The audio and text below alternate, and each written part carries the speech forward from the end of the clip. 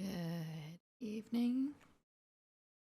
I'm so tired. I'm sorry. I'm really late. I was asleep until now we're in. Hello, Darren John. Darren John. Let me clear my throat. Okay. Mm, mm. Yeah, my sleep schedule has been not very conducive. It's kind of I'm awake at like I finally wake up at 3 a.m., but I feel like that might be a little too late to think of it as a like good start time or replacement time for most people. Mm-mm. But only an hour and only like half stream late today. Oh, I really need to fix it. I really need to fix it. I need to get earlier and not stay awake so much through the day.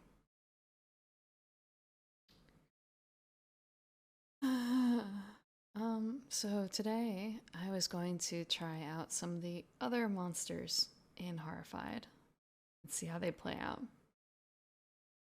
And I really want to play the Jersey Devil.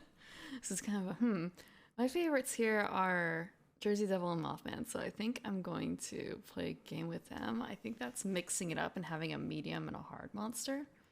And it's two monsters that we haven't played with yet. Bigfoot's high complexity. Orzer color also looks cute. I know it's probably not the right thing to say, that like, oh yeah, the monster's cute, but like, look at that. Look at that. Big furry boy. Like, the Jersey Devil doesn't look spectacular, but it's always the concept more than anything else. Mm. Okay, give me a second. Let's see.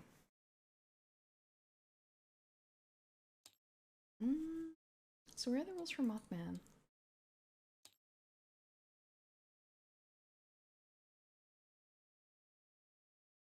I feel like it's a thematic choice now to have Mothman and the Jersey Devil together. The Mothman is warning the Jersey Devil? Question mark. We'll say that. We'll say that. Okay. So we picked our monsters. We picked our monsters.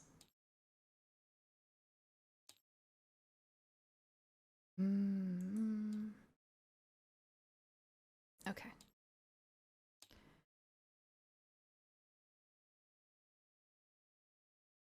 I guess I'm gonna put this. Normally on Thursdays I play board games outside, and that hasn't been happening. I'm wondering if that's also kind of like it's not making me force adjust things to like attend that right now because it hasn't been on for a week or two. So I'm wondering if that's not making things worse. I want to say today I also don't have a tea exactly. Like, there's tea in it, but what I'm drinking today is something that I picked up. It's a what was it? The name was really, it's not an English drink. It's like Suntory. It's not Suntory. Suntory Blendy. No, it's not Suntory. Suntory is only. It's not. Maybe it's Boss? No. It's a Japanese. Oh, Cafe Latori. Cafe Latori. It's a Cafe Latori orange drink, which I'm having hot because I think that's how you're supposed to have it. That's what the images show. I can bring it up in a second. Where is it? Where is it? I bring this up because I went shopping and I wanted to pick up some new tea or something tea-like. And I initially picked up something that had like dried milk in it, initially because I wanted something where if you don't use a lot of milk, it goes bad really quickly. So being able to have something that's kind of like a milk-based coffee drink without having to keep fresh milk stocked sounded nice. And I found something that fit that category, but I could not for the life of me tell where it belonged on the shelf, so how much it was, so I put it back. And I instead found. Let me grab it. I don't exactly like. I can't see it on here necessarily.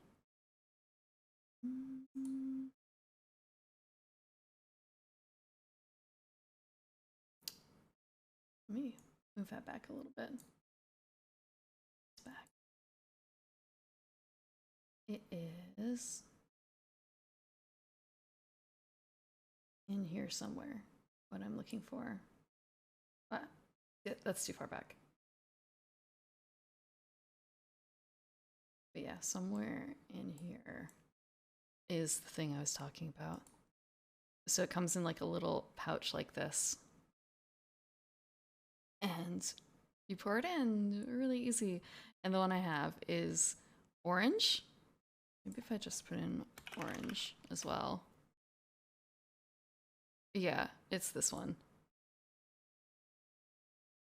And based on the picture, I thought it would be like a slightly orange tea.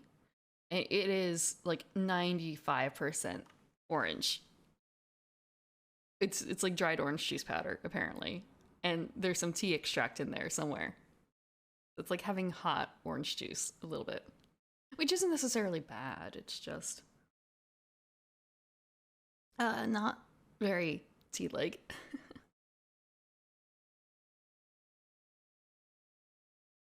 And I'm also hoping that like dried orange juice is a good source of vitamin C because maybe that will help me too a bit. Yeah, what is this? What is this? Is there any vitamin D? They don't say anything about vitamin C. It makes me feel like maybe there really isn't anything worthwhile in here. Aside from like 25 calories and a little bit of salt. Why does it have like 10 little bits of salt? It doesn't taste salty. But then again, that doesn't really mean anything.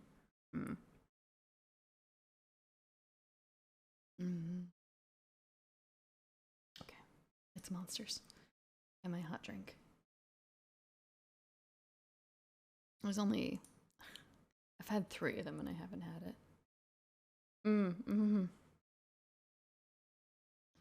Like, I'm not even certain if it would be a good idea. I guess if you wanted more of a creamsicle type thing to like add a little bit of milk. Okay. Okay, we have the Terra marker. We put it in 3. We have our monsters picked, and that is Jersey Devil and Mothman. So I'm gonna move the rest of them off the board. Or at least like way off to the side. Last time I tossed them out, I don't know if that's a good idea.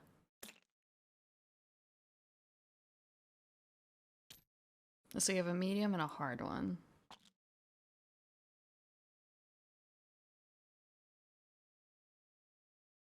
I'm gonna move Jersey Devil up a bit. Actually, move them both a little closer. Okay. I also miss like I miss playing the physical board games with like the little minis and stuff. Okay. Frenzy token goes on the lowest one. Just Mothman.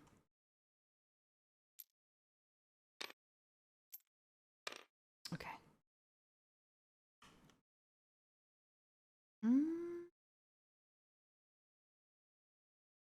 Okay. Monsters. Monsters, monsters, monsters. Bigfoot. Every time.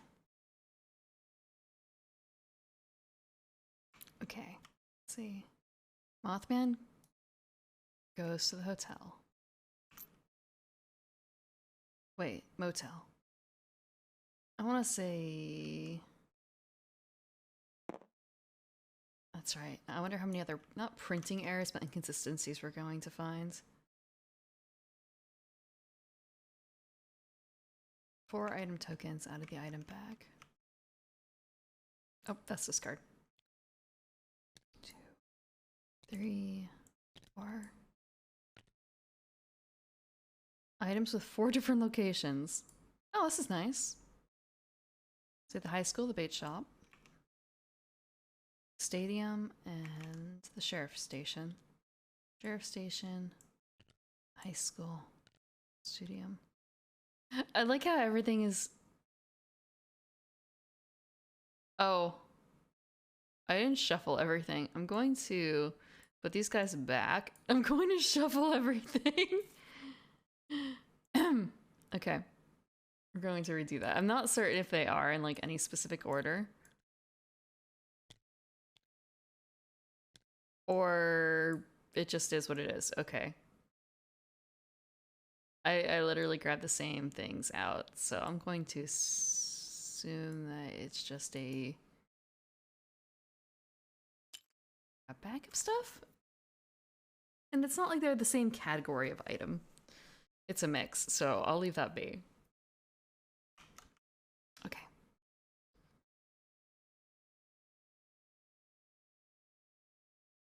Okay. It's also just really funny here because they're all right next to each other. I'm not certain if that's gonna make things... I'm gonna actually... I keep saying I'm going to do this, I'm going to do that. I'm gonna put them back and shuffle because looking at it, they're supposed to be traps, so I feel like maybe they should be more spread out than this. Hello, Derek. How are you doing? Okay, I'm gonna reshuffle.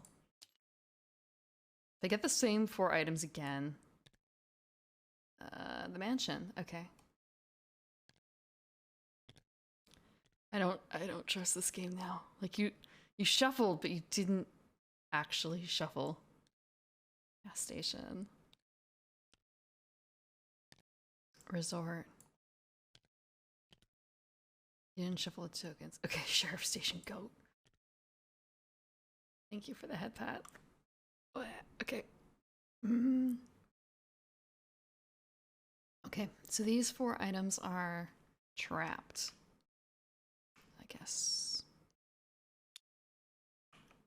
So, open trap. Oh, these are the things that we're going to trap, I suppose?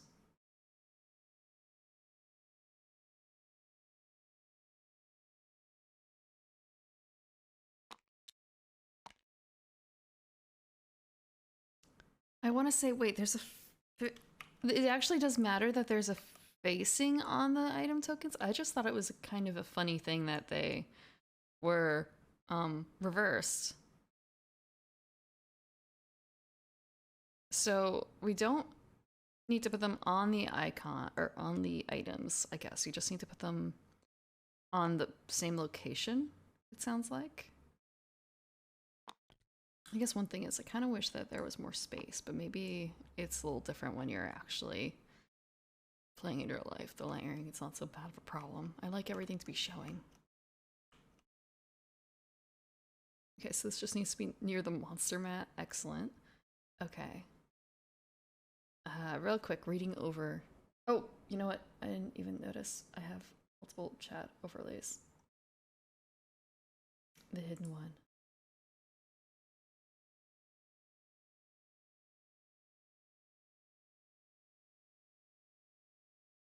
Okay, there we go. It's... I was... Instead of...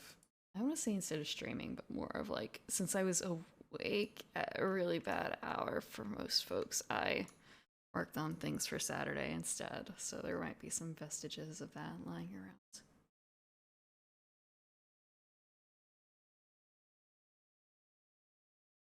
So if you're around for last Tuesday, I ran a very, very quick, sparse game, and I've improved on it, hopefully. Hopefully. More, I don't say like bells and whistles, because it's still not like a huge amount of stuff, but working on presenting it in a good manner. Although there's still one or two things I want to do, I have to figure out. When an investigator ends their movement at a location with a closed trap, you can use an action to activate an arm to arm the trap by flipping it over. Return the specific item token for that location on the monster mat to the item bag. If the Mothman enters a location that has a trap, it must stop its movement. Okay, so they actually do need to be together-ish. Okay, that's good to know. I'm just gonna like... Actually, you know what? That wasn't my point. I'm going to like rotate it so it's upside down. So I know, like, even if I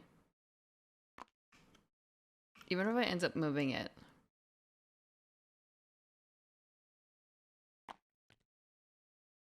Okay.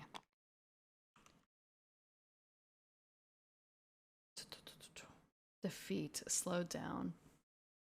Once all 4 traps are armed, an investigator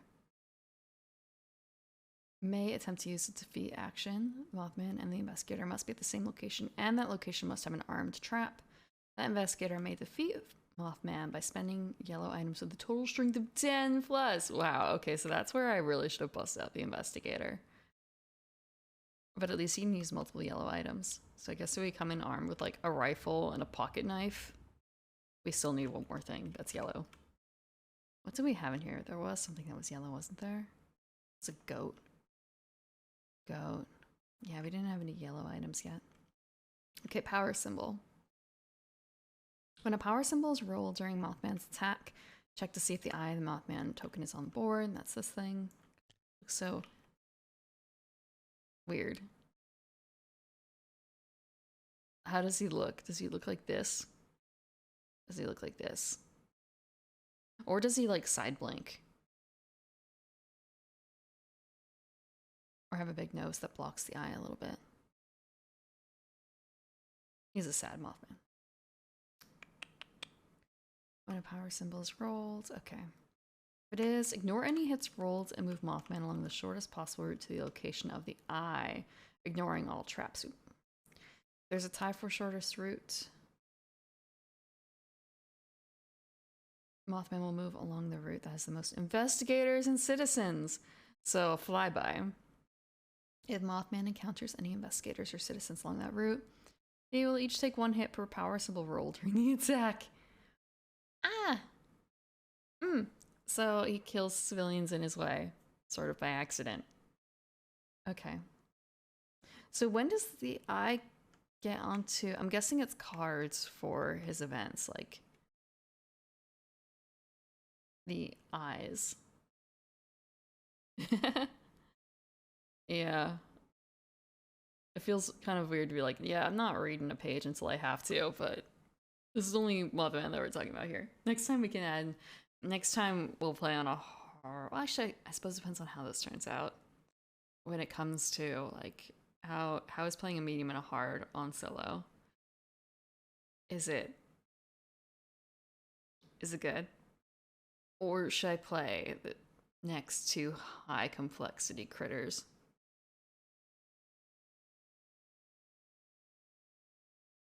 Ugh. Hot orange juice. Yeah, this is medium complexity. And the other one that I picked out was a Jersey Devil, who is high complexity. Town center. And the overlay city hall. Okay. Okay. For a second, it was just more of a, what do you mean the Jersey Devil here and the overlay at City Hall? It's just kind of a overlay. I guess they mean this. This goes at City Hall. Ah, because he goes here. This makes more sense. It fits a little better.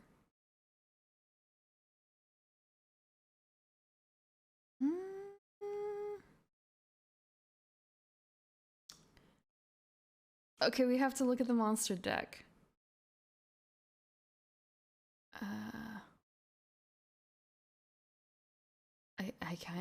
I'm gonna do this. I don't know if it's a good idea. Oh, maybe not. Okay.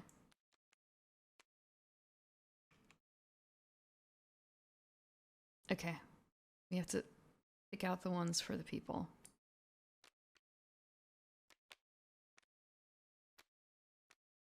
Let me take them out. And also a case of like, this is like 3 or 4 cards stacked together in the same here, isn't it?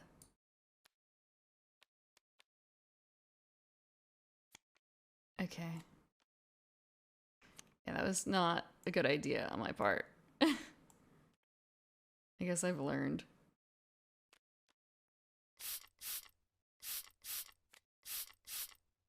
There's like a whole bunch of cards.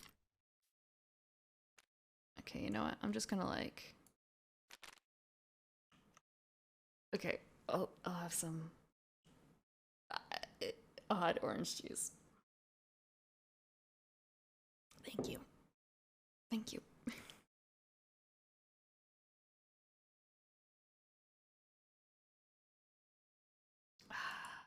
I guess actually what I should do is grab them all. I don't necessarily know if... Okay, it formed... Wait, 19? Why is there one missing?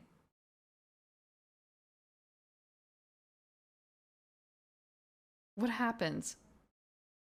There were more than 19, weren't there? Let me go back. How many cards does it come with? Come on, you can't just say like perk deck and monster deck. Give me how many cards there are.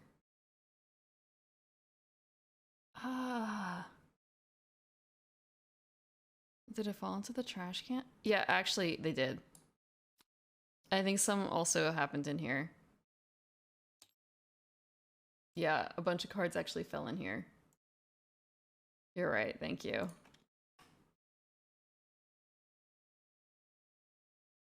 Okay.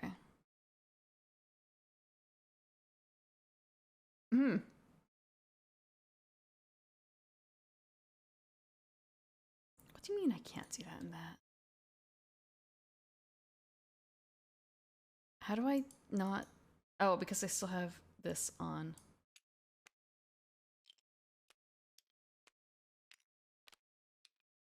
Okay. I guess really the best option would have been to...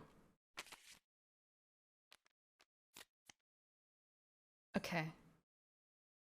I thought that there were 30 for some reason, but maybe there really are only 26.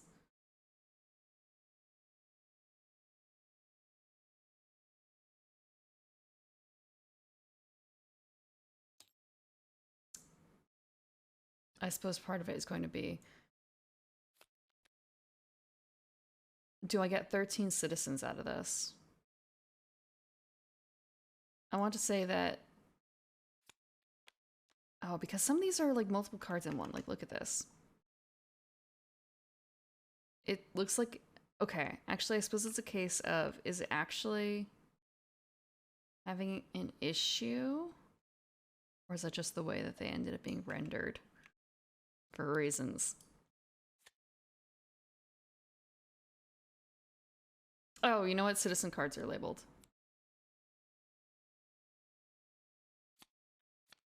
It's like multiple.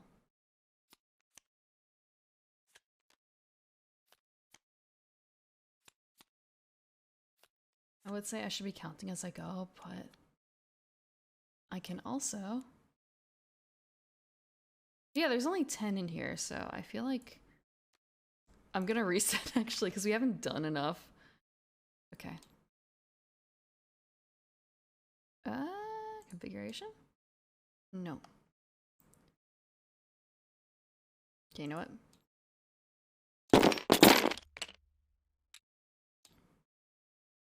Main menu. Actually, I don't know if there's probably like a quick way to reset, but I haven't learned it. Aside from backing out. Okay. Super happy music. Horrified. Yep. Should go quicker.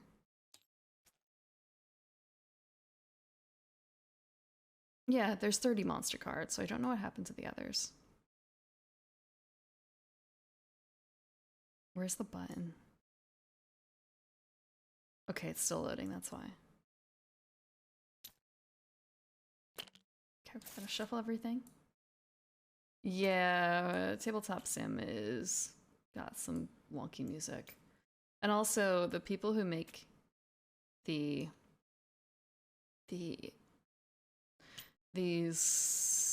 board game editions, I should say, they sometimes add their own music and they add their own backgrounds and stuff too. Like this is not normal. I mean, it's nice, but oftentimes they just pick out the default or something. Okay. I'll shuffle these guys too. I don't trust them. Mothman started at the motel, I believe. He starts here.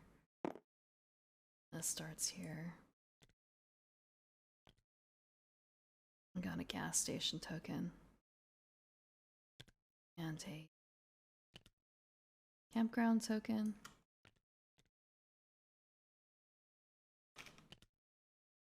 And a motel token. They don't say you can't start on a starting spot. And a tavern token. Okay. I don't actually know if we really interacted with it. No, we did interact with the tavern before. We did. Okay. So the traps go. One here.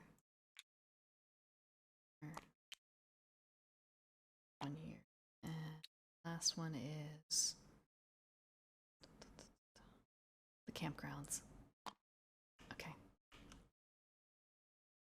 Jersey did a level higher.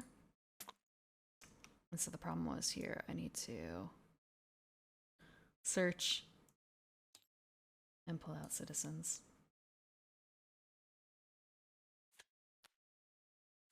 Actually, I should probably just try and put them in one deck. And we have to flip it anyway in a bit. We'll make sure that we got only citizens that didn't accidentally drag out something else. Okay, other citizen.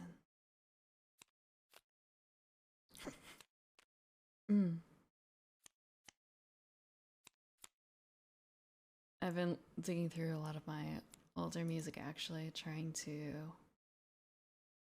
just batch flip. 13 cards, that should be correct. If I search these now, they're all citizens. Great. Been going through iMusic and finding out that like, I thought this was a really big song at the time, but looking on Spotify, it only has like 8.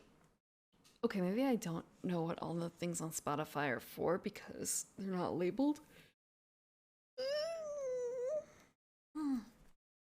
But there's the number, right? It might be like millions or hundreds of thousands. And I assume that means like how many times it's been played, I guess, and not users because well, maybe it is users. Maybe how many times it's been put on a playlist. I just assume it's number of plays in general. And I'm looking at this one song that I thought was popular back in the day, and then looking at it and like, it only has 8,000 plays? How is that?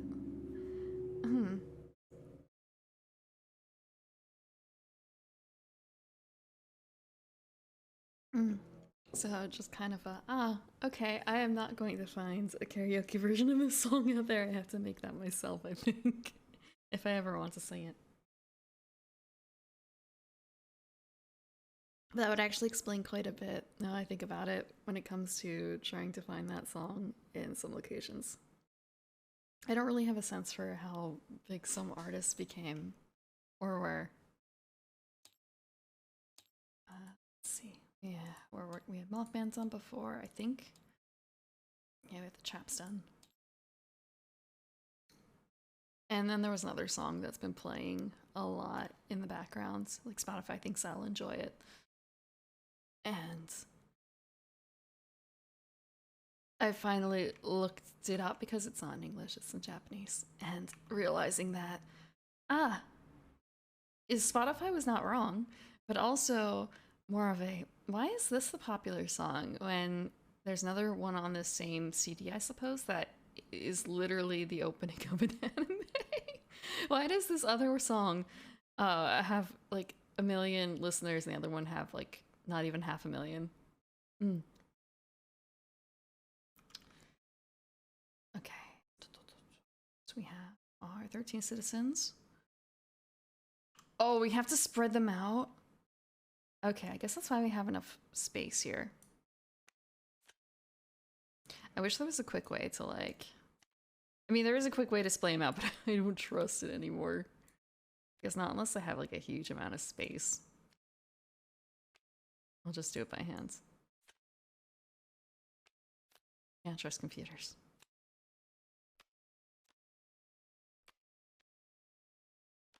I guess I do have that funky edge. Okay, now we match the people up.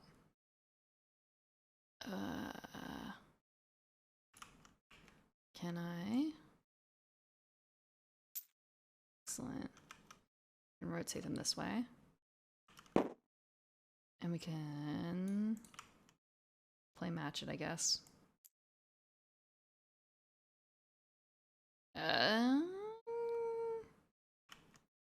Kind of a... Maybe I can't recognize them when they're...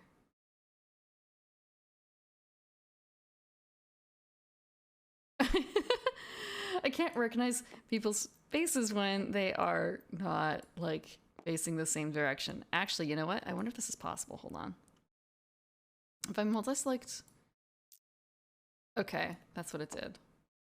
It, like, rotates the entire batch. I did it kind of without really thinking before. So that's the farmer. This is Mari. Wait. Okay. This is Sydney. Sheriff. The ranger. Nora. She's a diner owner at that. The rich man.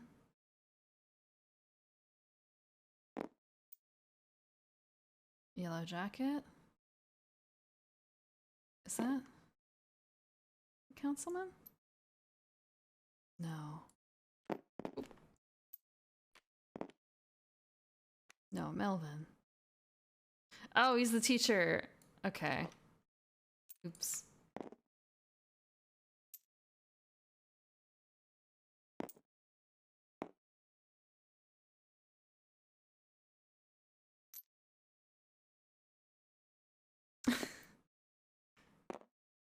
Just, I can't match people after all. Face blind. Okay. We have the doctor. Guessing real quick. This guy and this guy. Yeah, excellent. I think that these are all correct. And if they aren't, I guess we'll figure it out. Okay. That's where each standee goes. Shuffle the remaining monster cards. Okay, shuffle. Face down. 7 clue tokens face down and shuffle them. Let's shuffle these.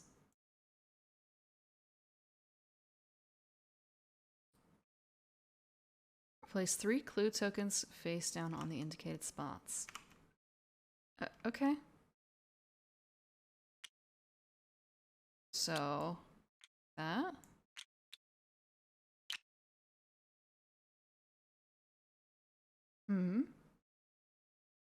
Special rule. A citizen card can be played during the investigator phase of the game. Who is the 13th child? When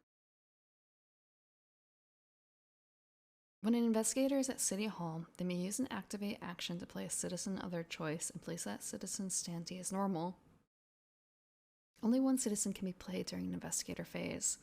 When a citizen is chosen, you also perform the item event. If more than just citizen placement, a monster strike is normal.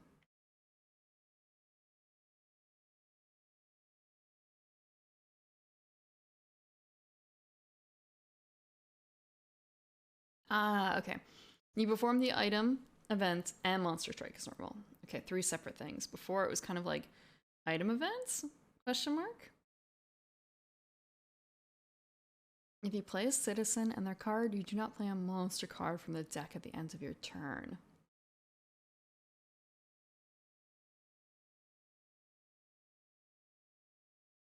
And you still take your remaining actions after playing this card.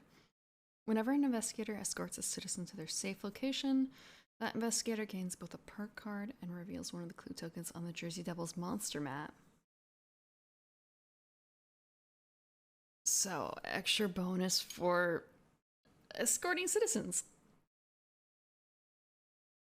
Although we need that bonus to finish the devil off, so maybe I shouldn't call it a bonus.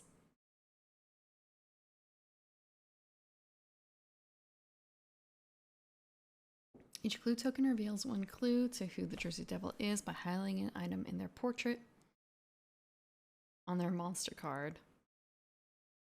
Once all 3 tokens have been revealed, you should be able to determine who is the 13th child and thus the Jersey Devil. An item on their portrait? On their monster card?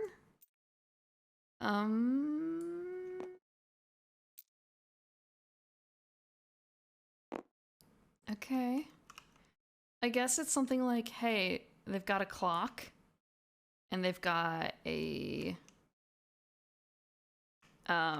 flowers or an animal or something like that. I guess that must be that sort of thing. Just because, like, there's people with clocks, there's people with flowers.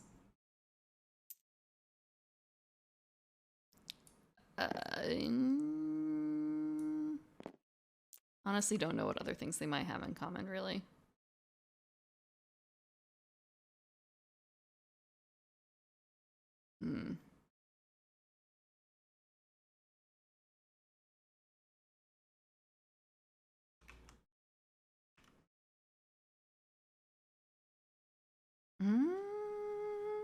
Okay.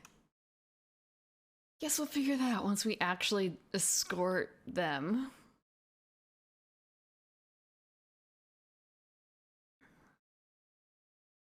If at any time you have 3 clue tokens revealed, you cannot determine the 13th child. Reveal a 4th clue and apply it to the remaining 2 or 3 match the first 2 clues. Repeat this process until 1 citizen remains. A citizen is either escorted to their safe location or reveled. No, not reveled. It should be revealed. They misspelled.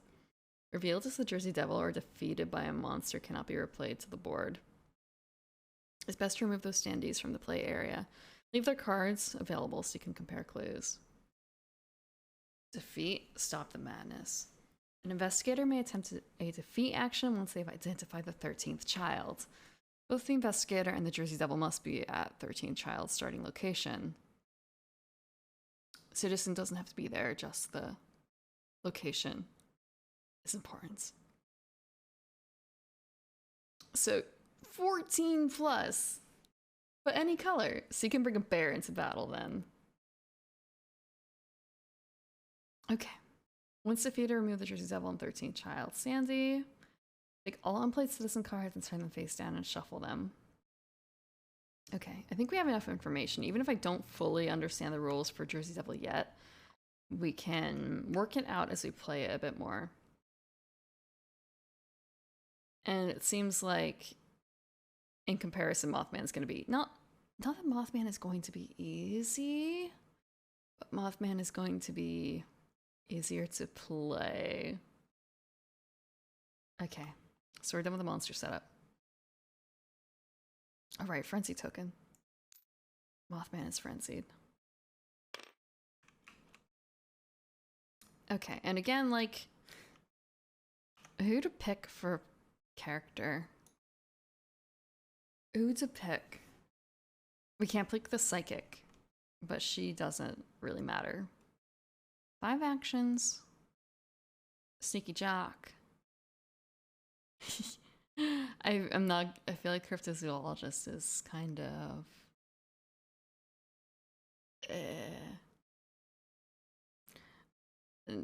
interesting power. I'm not certain if it's a good idea. The mountain man simply being able to move to any one space is good. The scout.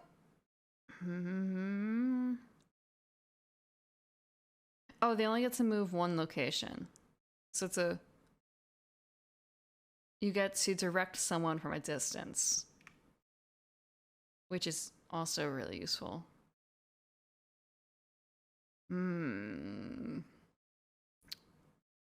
Basically, everyone except... I don't want to play the agent again because I've already done that, even though we need a lot of strength. So anyone except for the cryptozoologist and the psychic. The journalist, of course, doesn't have any special abilities, but at the same time, 5 actions. It's pretty juicy.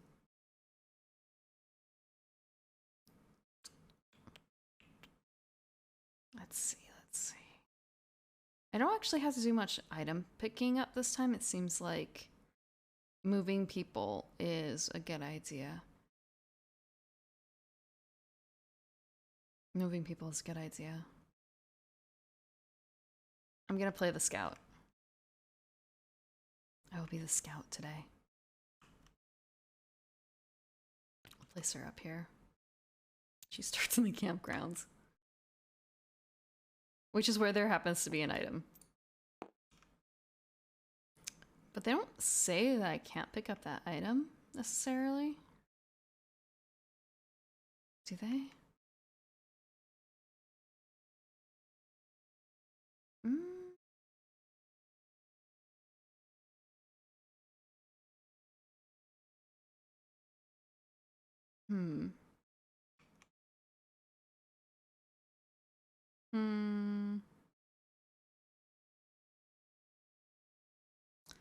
Okay.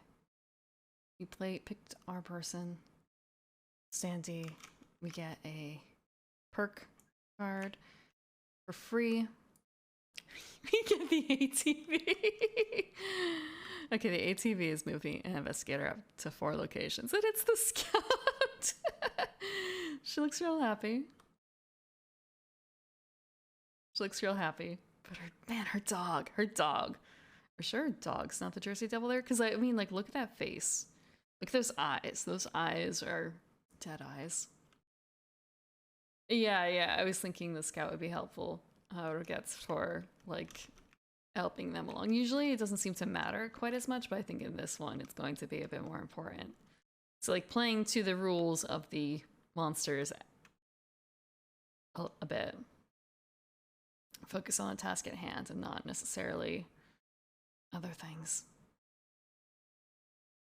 And we get 12 items to put out. Okay, so 1, 2, 3, 4, 5, 9, 10, 12. I'm pretty certain that's 12. If I like grab all these up and shuffle them together, it doesn't really... Okay, it doesn't really work. I tried. Stadium? Oh. Stadium. Sorry, I keep calling it Studium.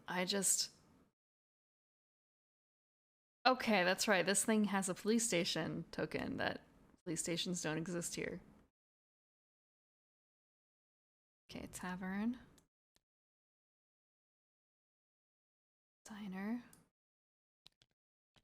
Swimming hole.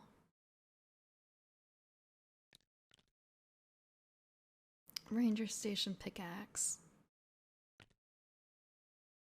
I want to say I have a problem. That problem is Final Fantasy XIV. So instead of seeing Stadium, because I don't interact with stadiums all that much, I think Studium because I interact with Studium more often than I do stadiums. Okay, I read that as creamery too instead of cemetery. I have a lot of cheese. Literal cheese.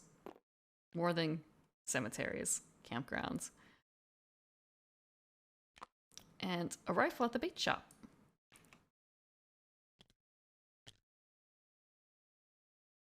Okay, I think that's it. So it's 1, 2, 3, 4, 5, 6, 7, 8, 9, 10, 11, 12. 12 items. 12 items. Okay, one last check on the rules for Mothman. The item tokens. Oh, okay, you know what? These guys don't go here. They go here. So I don't need multiple tokens on that spot. I just need the one. Just thinking like, I hope I didn't accidentally like get rid of good items by doing this, because that would kind of suck.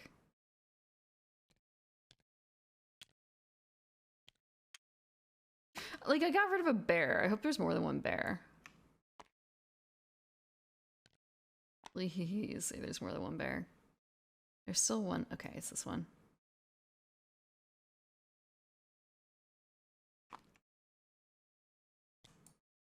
Everything's flipped. So we got rid of a bear, a toolkit, a fishing pole, and a map by accident. Yeah, the bear trap caught a bear or something while we were setting up. No biggie. It'll be fine. Just has to heal a little bit or something. Okay, one more thing. I'm gonna put the goat a little bit closer in here. No more goat hunting. Okay, we're ready to start, I think, since I fixed that error in my setup.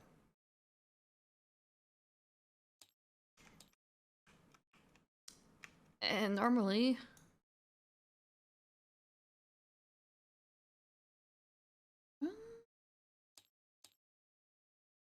just making sure we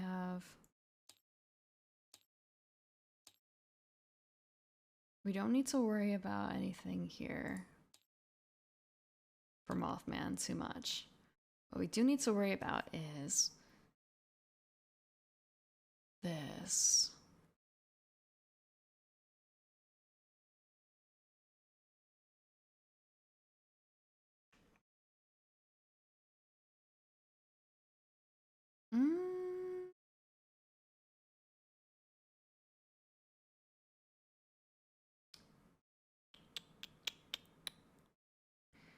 I suppose it's a case of,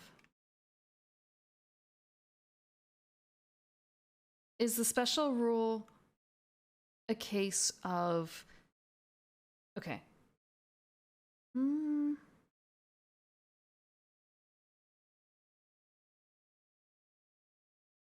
just making sure that the special rule is separate from advanced, so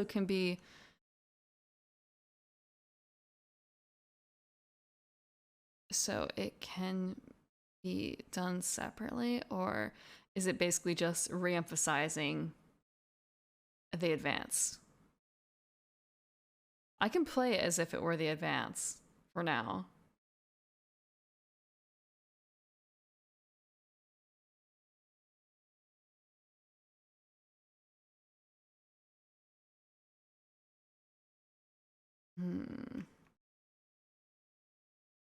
Okay. I'm going to play it as if it's the only way to play the investigator card is through the advance.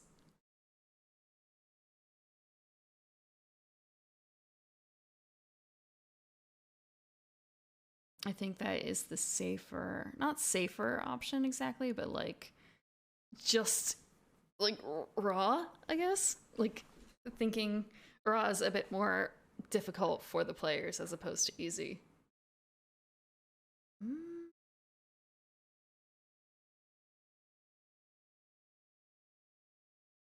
And yes, okay, so it is things like clock here, and glasses too.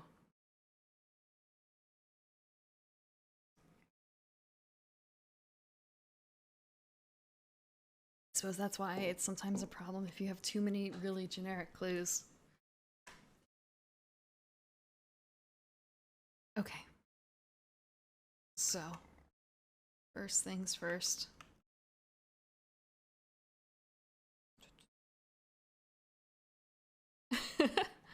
I'm going to use one action to pick up the pickaxe since we're here. And can't. I wonder if we can do another pop. No, I can't.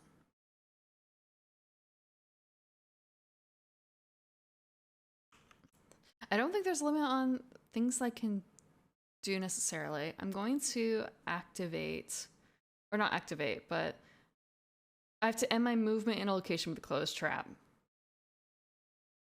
So I have to stop here to do it, but I'm going to do it because it makes sense, so I'm going to do that. It's a really truncated turn.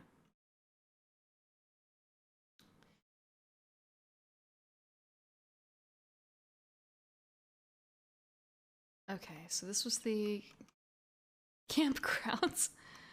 Okay, campgrounds.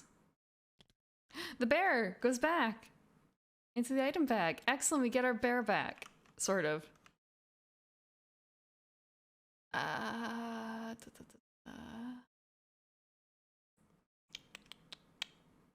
Okay, don't have to do anything with the eye right now. Okay. Monster phase. We draw a monster card. Flip it. It's the Jersey Devil, always watching.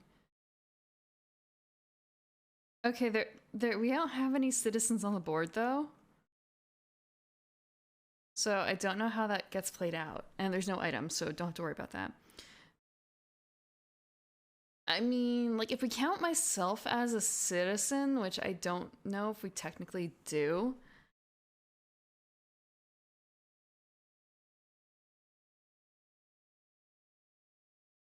I don't think we do. I'm going to say that, like, wait. Is there something in here that talks about it? Nope. I don't think we count as citizens. We're just going to ignore this for now. Okay, so Bigfoot, the Chupacabra, and the Frenzy Monster move 1 and attack for 2. So I think the only place to move here to get close to me is here.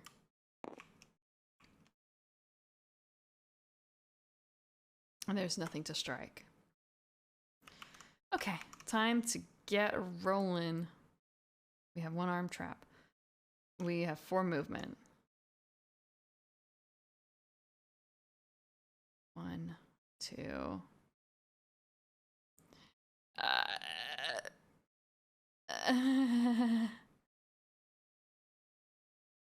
I'm gonna move here because it's 1, 2, 3, 4. Surround. We can start dealing with the Jersey Devil. Hello, Alcavidian. It's rather late for you. Thank you for the water. Today it's more like hot, or it's not even hot orange juice, but it's warm orange juice. Okay.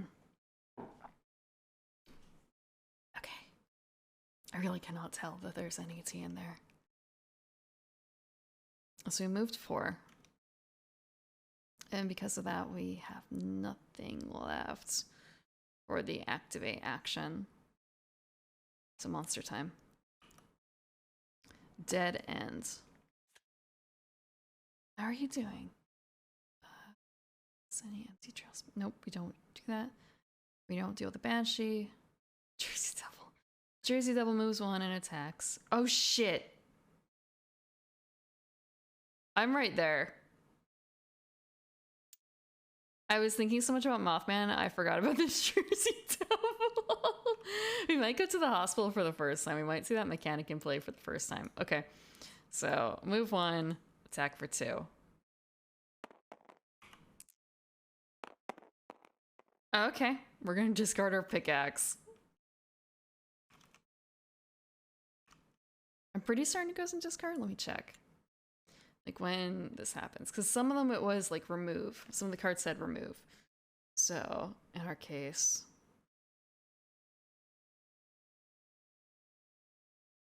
I definitely don't want to get defeated, because I don't need the terror track to go up higher. It's already at 3. Yeah, so it's a discard for that. So that was the Jersey Devil. Next is Mothman. But he only gets to move once. So we're going to move him to the high school. Actually, we'll move him towards the gas station. I think He's not scared of traps that are closed. Oh, no. Right side up. Come on. Fine. Finicky. Okay. That's that for that monster. You've seen Tabletop Simulator before, right? Yeah, yeah. I mean, just thinking about the number of times I've had. It's just kind of like, there is something that you're supposed to assemble in here. Insert slot A into tab B. I'm really glad that these come pre-assembled. I feel like in a lot of cases, setup and teardown just takes so much time.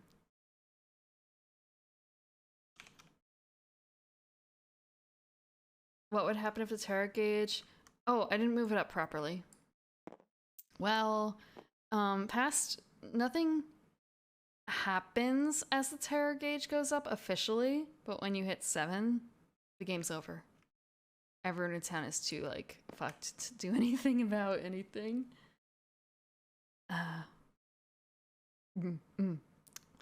it starts at 3 as a solo player because you're... Look at me. Look at me. They don't really trust me to do anything good. Or to do anything, really. To be effective. No.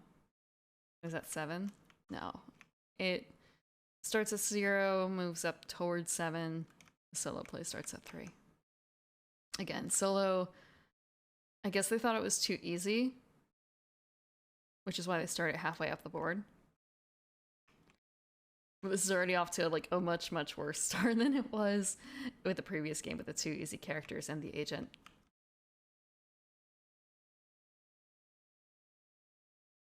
Okay. We're going to use an activate to grab a citizen card. Oh, of our choice though. So who's a good play to do here? I feel like I should do one of the ones that's farther away-ish? Okay. Who starts? Okay, no one starts at the swimming hole. I was hopeful. I guess that makes sense. Does anyone start at the bait shop? Or... I guess the resort is probably my best option here. Yeah. No easy brain moves there. Okay. I feel like the bellhop had really bad luck last time. Stretching the mouth too. Okay, stretch done.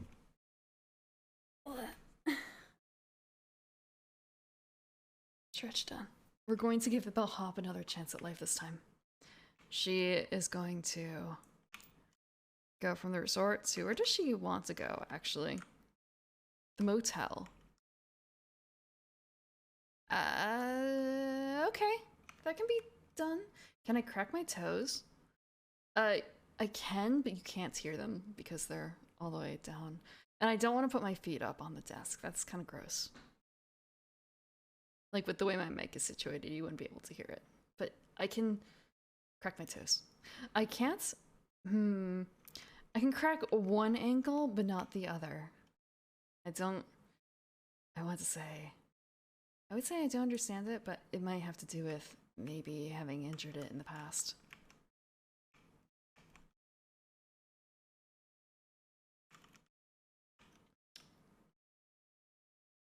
I don't even think... Yeah. I don't think you'd be able to hear... Cracking ankle? No? Really?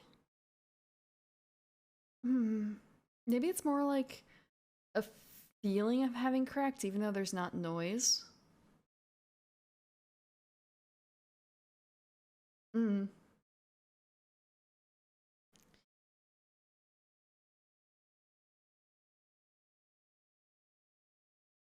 Cracking ankles when you wake up in the morning?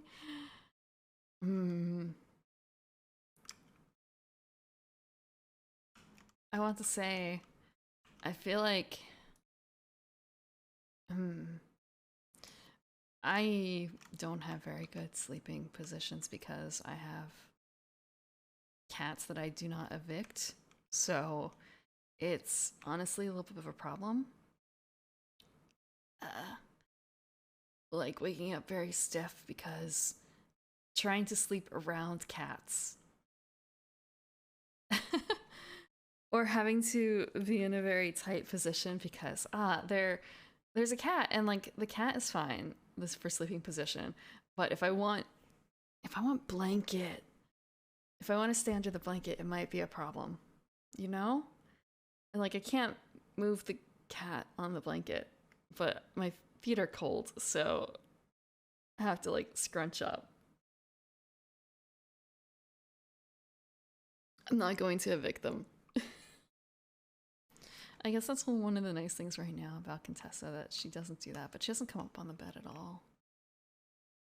Although she has been getting very, very, very close to wanting to rub on me during feeding time. It's very cute. I have been buying bigger blankets, but I still have the old blankets that are smaller that I like a lot, and the cats like them too, which is part of the problem. And it's also the case of it's a really big blanket season yet. Is it duvet season? No, it's not. It won't be a problem then, but for right now, not quite so much. When it's really hot. It's really cold. I don't want to have to move the duvet. But maybe that's might also be an issue. It's not quite the season though. Not quite the season. Okay.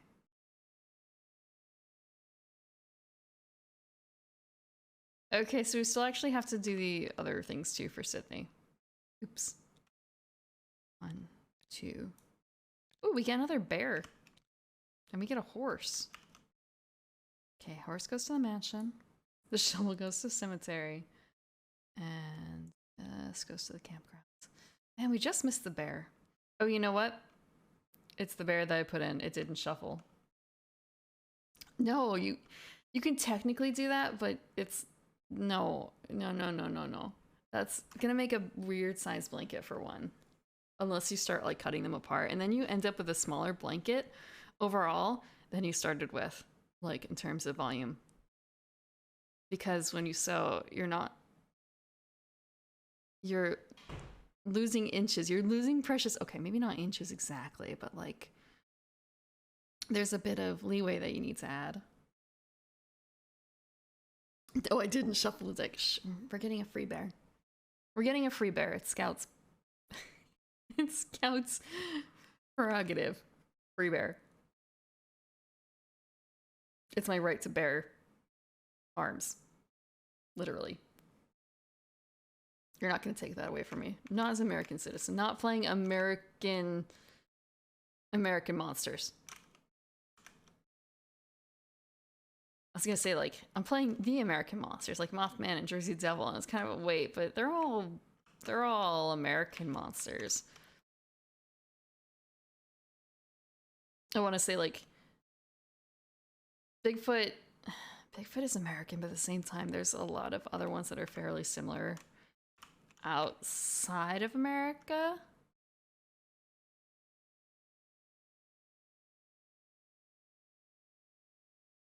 Firearms are ours regardless.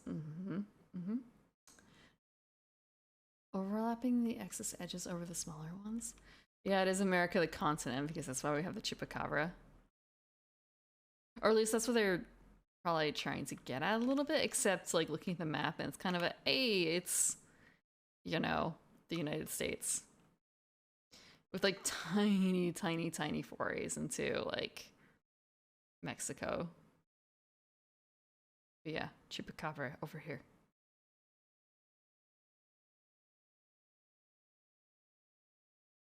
Still surprised by the lack of like other monsters that they have in here. Or like that they had the option to add. Okay, so we drop the items down. Next is M for Mothman. Fuck. I'm actually going to I'm gonna get fucked. Oh, he uses his power. I don't know if that's a good thing or not. Okay, it's not on the board, the thing.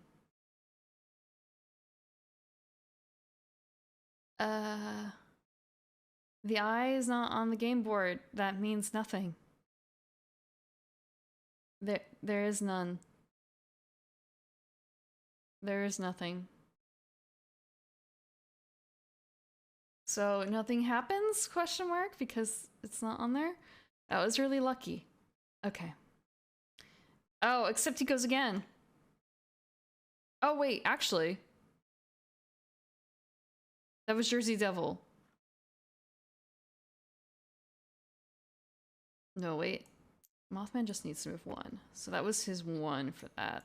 I'm doing things out of order. Blah. Brain. Can you tell? I woke up not so long ago. That was Mothman. Who's on fire? It's Mothman. He goes again.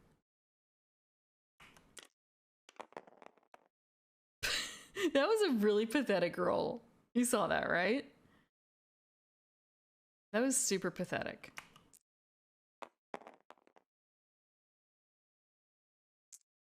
So, actually, hold on one second. Like, if it's too close... Okay, yeah. It's more like if it's too close to here, what happens?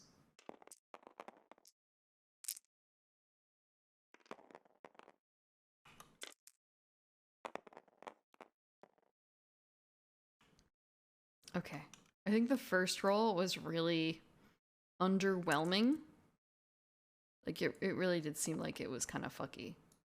So I'll go with the second one, which I believe had, like, a power attack, which I don't have any items to give up. Which means... bad stuff. Real bad stuff. Okay.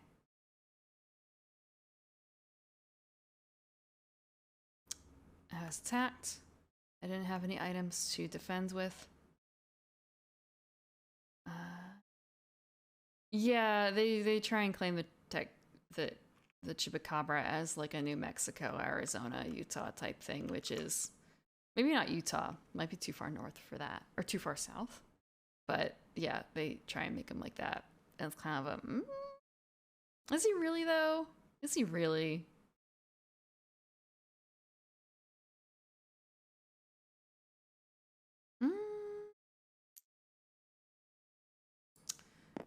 Okay. I am removed from the board.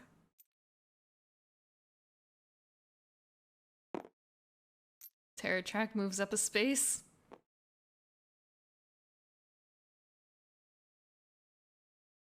Okay. And that's it for the bellhop. Let's move back. Okay, start my next turn. We start in the hospital. Nothing else different. Nothing else different. Okay. After the hospital is...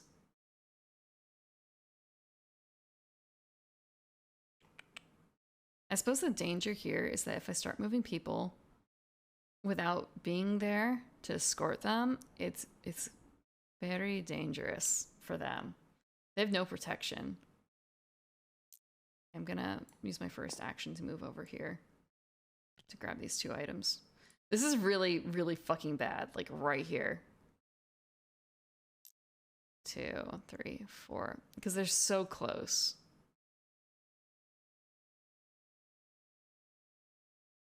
Actually, wait. If I use my one movement here, pick up items is 2.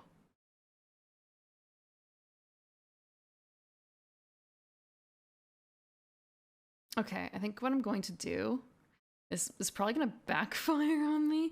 I don't want to be near these guys. I'm going to use my ATV to move 4. 1, 2, 3, 4 to the resort. That's my perk gone. Like, normally I'd want to load up on the tavern here, but I'm gonna die if I do that, I feel like, because they're both right there. If I get a really unlucky monster card. I still have 2 actions left, because the ATV doesn't count as an action. And I used 2 to get here. So third one, I'm gonna move over here, grab the torch, and that's it. That's my 4 actions. Okay.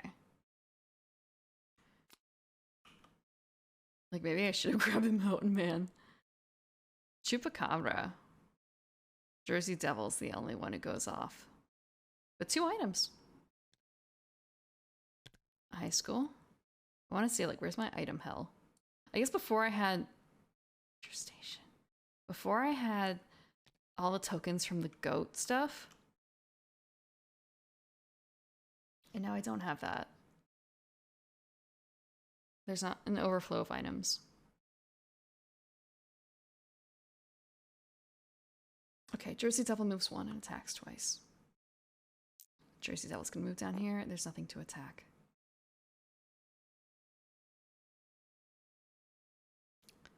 Next, we're gonna move back here. She needs to get to the motel. So that was 1, 2, 3, 4. We can move up there together. Yeah, wait.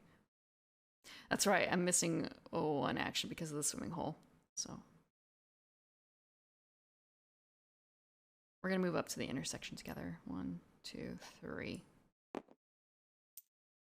And hope that Mothman doesn't get a turn. Please, Mothman. Oh, and once I'm actually at the motel, like, I should actually go to the motel because of this the trap. Hello, Nekima. Oh, no, I don't want the entire deck. I just want 1 card. We're back on the hunt. Okay. That was not the intent. Bigfoot, Rainstorm. How are you doing, Nekima? Remove all footprint tokens. Nope. Okay. Chupacabra, Mothman, Jersey. Again! And 2 items. Okay. One of them was a horse or something, right?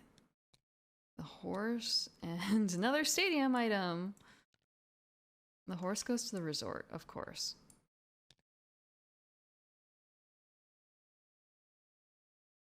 Mothman moves 1. Okay. Jersey Devil moves 1. Okay. Good to hear it.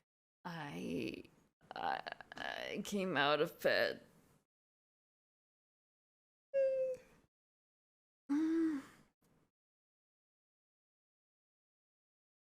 I've been sleeping at all the wrong times. All the wrong times. Okay.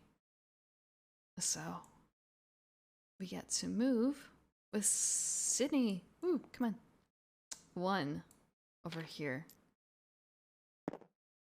Yeah. I've been not having good sleep and sleep schedules. Like, I haven't getting up. It's just been, how to put it, I feel like 3 a.m. is not, 3 or 4 a.m. is not a good time to start a stream, you know?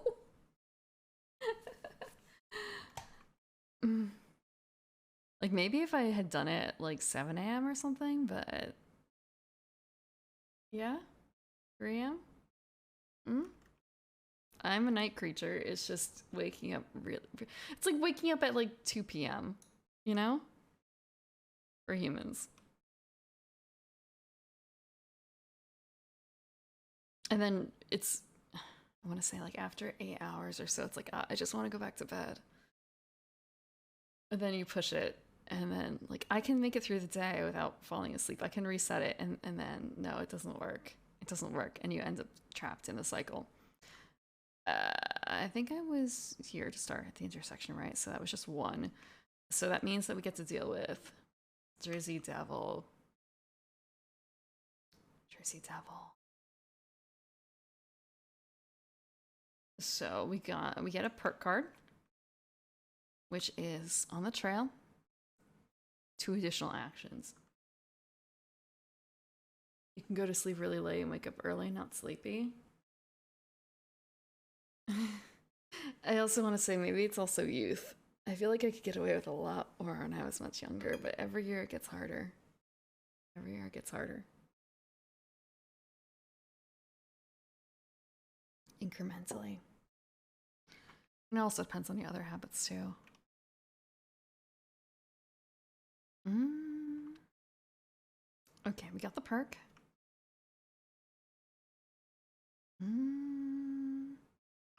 We have a clue token that we can flip. Let's flip it. It's a hat. Okay. Who has a hat? 1, 2, 3, 4, 5, 6, 7. 7 of them out of 13 have a hat. Great.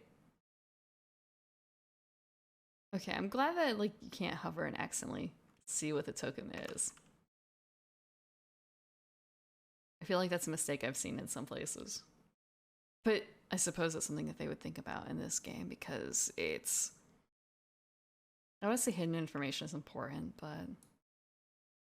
I should say, in this entire like tabletop system, like hidden information is important in tabletop games. Most of the time.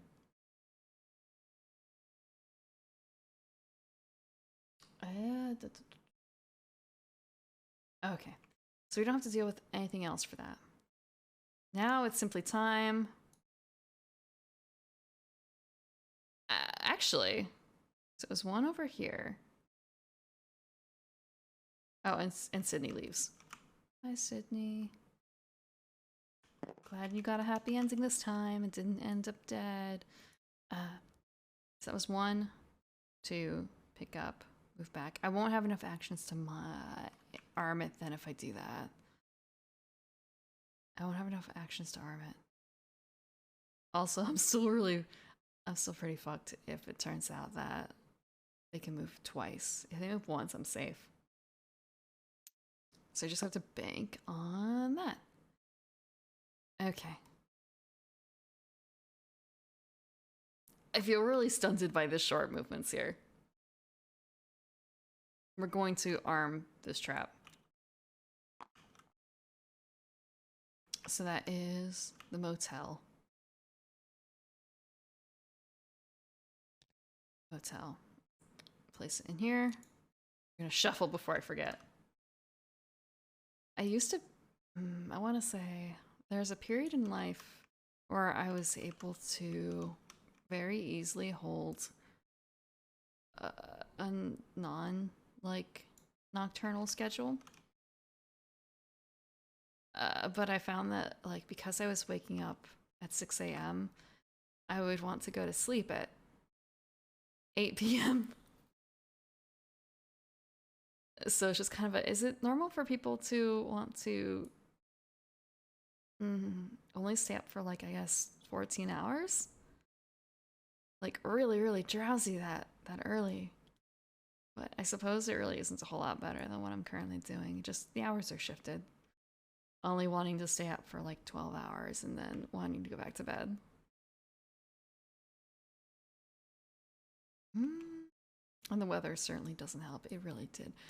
There was a snap. There's a snap.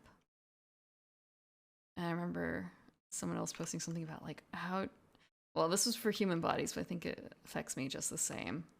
Like when it's really cold, you just want to go to sleep. When it's really hot, you want to go to sleep. Like, why, body? Why do you do this? So we did the trap. That has to be the end of the turn. Monster card. Mothman. Just making sure of something. Mothman's eye. I guess this is not the worst place for it to go. Like, on the motel.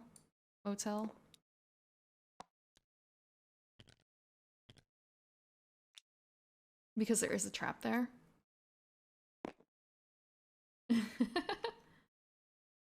I want to say when I was doing the 6 a.m. thing, that was when I was biking. I was cycling a couple dozen miles a week. So I want to say like that. I don't know if it necessarily was very helpful for that case.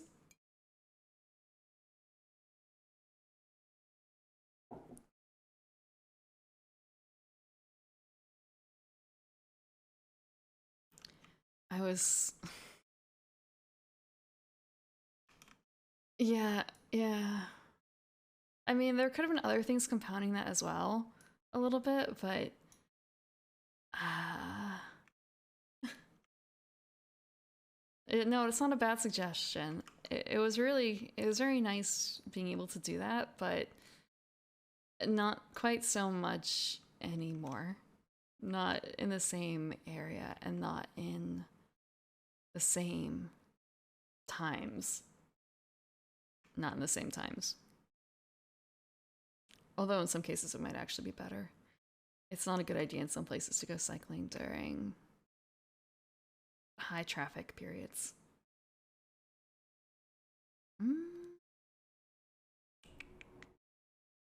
So we had the eye move.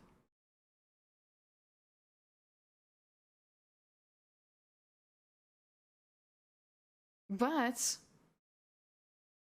nothing else happens.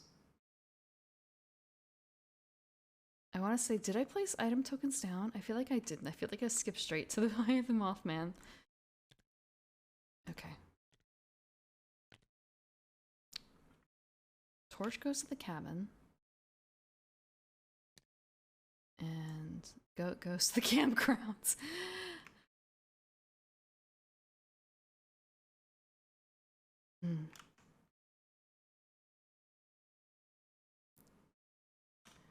It might also be like the type of thing, like maybe cycling wasn't quite it.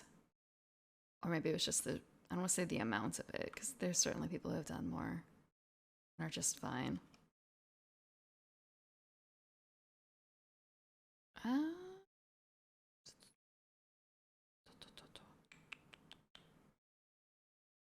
Okay, since there's no other things to do for that, let's see. Wait, nope, not new monster card. It's time for me to move on and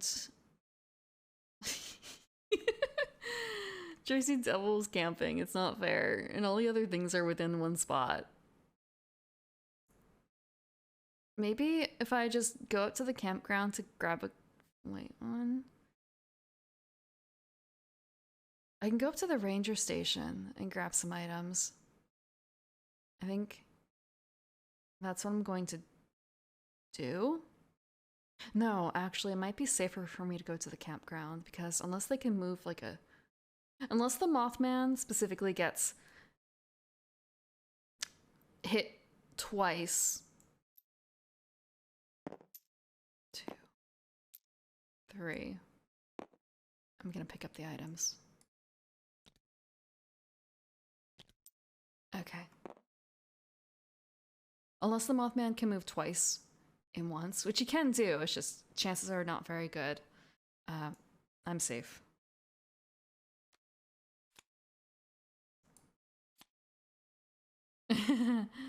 Okay. 2 more item tokens. The compass is at the resort. And the walking stick's at the resort.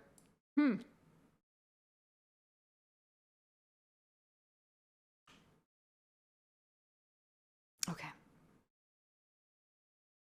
Jersey Devil moves 1. It's gonna move this way. And Frenzied 1 moves 1 up to the intersection.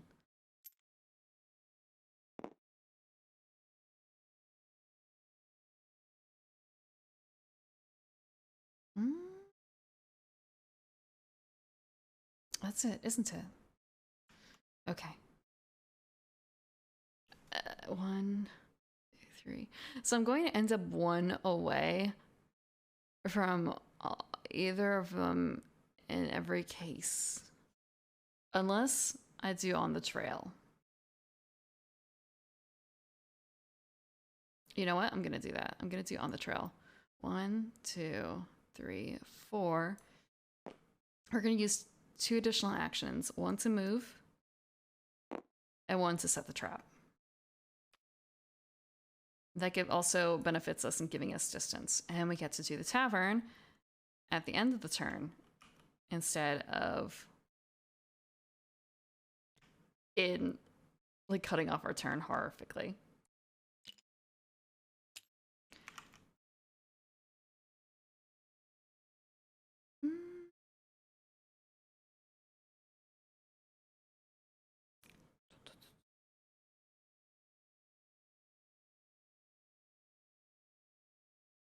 3 out of 4 isn't so bad so far. And we're collecting more items.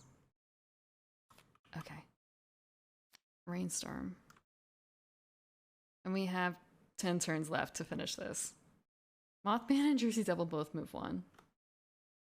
And no items. Okay, Mothman's gonna move up here. I want to say, like, it's really very painful to have him basically camping here. But I suppose because I keep moving which side of the board I'm on, it makes sense that they're kind of accidentally camping. I'm the one causing this to happen. Why am I complaining? Okay. I'm going to move up here. We're going to grab a citizen. Who are we going to grab this time? Does anyone start in the cemetery? He does. Okay, we're gonna do the groundskeeper here. He's gonna start in the cemetery.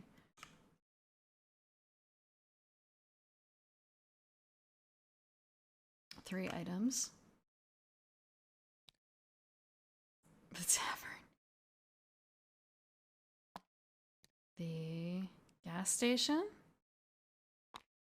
And the motel.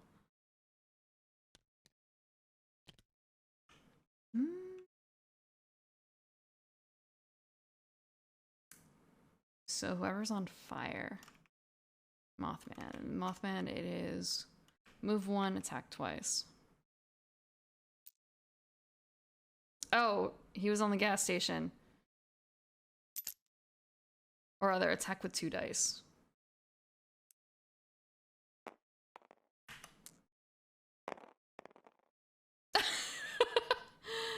Okay. That again was, it feels, maybe it's just the first time in a while, it feels like a very lethargic roll. So I have to discard 1 item. Let's discard a goat. Let's discard a goat.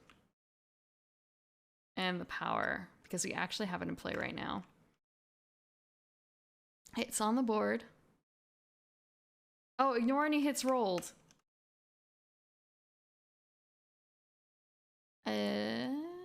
Where's my goat? Give me back my goat.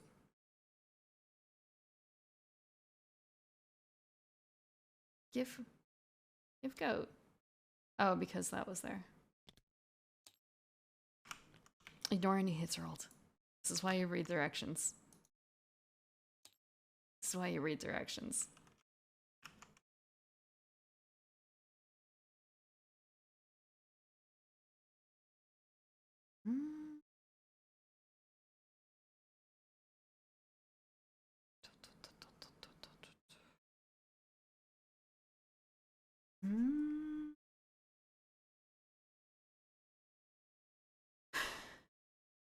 So he just books it for the eye. 1, 2, 3.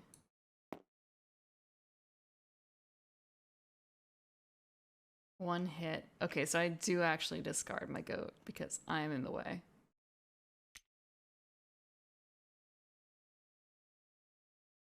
Because it's 1 power symbol. Okay. So effectively the same outcome, different reason. And that was Mothman. Thanks to this card. Back to us. We need to...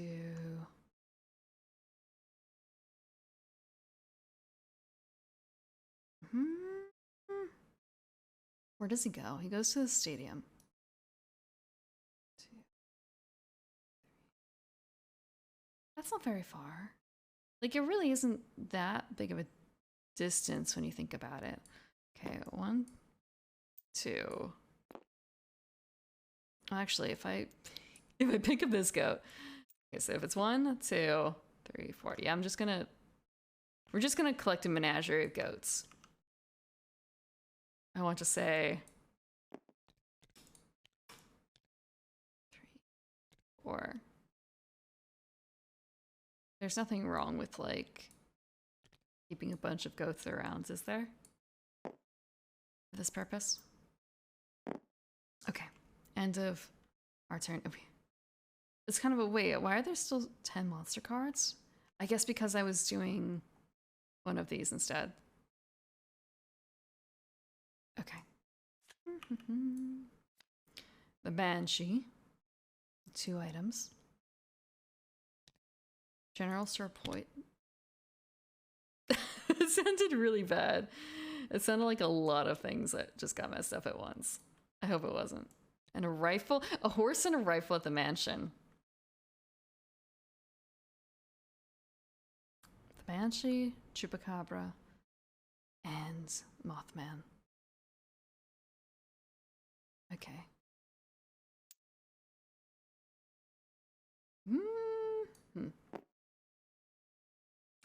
Okay. Just, again, like, there's no real reason to go down to the sheriff's station and across for him, which just means that I end up doing a lot of faffing about around the gas station area, like around the center. Okay. Now we're going to 1, 2, 2. That feels like super easy. That feels really weirdly easy, being able to do that. Like, 1 turn, I can deliver him to the stadium. It's kind of, 1, 2, 3. Yeah, there's... So... Feels so strange. Like, way too easy. Okay. Next perk. Like a moth to a flame. Place Mothman at any location or move any monster 3 locations. It's a nice image though. Okay. That's not a bad perk. That's a good perk. We can force him away on our turn. We can make him back up. And we also get a clue, I believe. So we're gonna flip flowers. So I was right, flowers is one. So we have someone with a hat and someone with flowers. So I want to say it's not her. Oh wait, well, like, it's not actually flowers though, it's just a picture of flowers. And like, okay, that's a dragon, right? That's a dragon. That doesn't count. Same, there's no flowers there. No flowers here, no hat either. He has no flowers. No flowers. No flowers. No hat. I want to say, like, a bunch of them have... Oh, you know what? I wonder if there's something for, like, horned critters or whatever, just because, like, you got a little image here of that. You've got a little statue here, and then this guy's thing, and this one too. A bunch of them have that kind of... And here too. And here.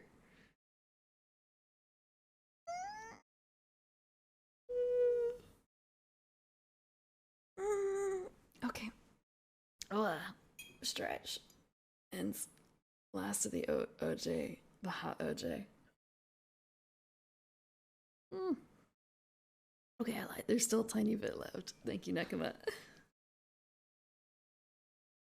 Okay. So, she doesn't have a hat. So, really, it's down to, I guess, 3. Depending on whether or not you count a portrait of flowers as flowers, just because. So, the bellhop, Nora, or the park ranger. So I suppose part of it will come down to, like, is it a clock or glasses or something else? Like, what other kind of clues are there?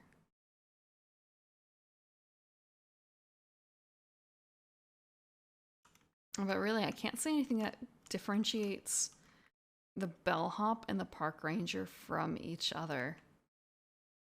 Except I was thinking like maybe a flashlight, but only 2 of them have a flashlight. I want to say, is it any worse than some of the other things like glasses? How many characters? Okay, actually, a couple characters have glasses. Hmm. I guess we'll just see. We will see. 1 more to go for that. And I believe that was the end of my turn. Did Glass Clue be gloves? Are they all wearing gloves? She's wearing gloves? Actually, you're right. He's wearing gloves. Billy's not. He is. Gloves is actually really good guess as to one of the items because a bunch of them are wearing gloves. I think it's fairly easy to tell too when they're wearing gloves or not.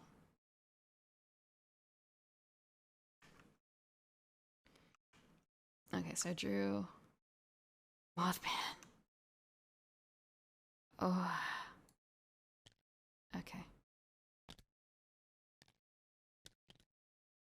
Mothman at the stadium. Mothman at the stadium. No items, thanks. But no one else does anything. No one else does anything. That's fine for now, but we only have eight turns left at this. If I pick up these 3 items as my first action. 1, 2, 3. Okay, I'm gonna do this. I'm going to grab someone for the last piece. And I feel like I should grab someone who's like up here. Someone who starts... Because I have to go to the gas station, I don't want to go like faffing off again to the resort necessarily. So someone who's moving from the mansion somewhere. And also because I don't want them anywhere near the eye. So who starts at the mansion? The recluse. We're gonna save the rich guy. Or where does he want to go? The gas station guy, the grease monkey. He wants to go to the bait shop. No, he's not going to the bait shop.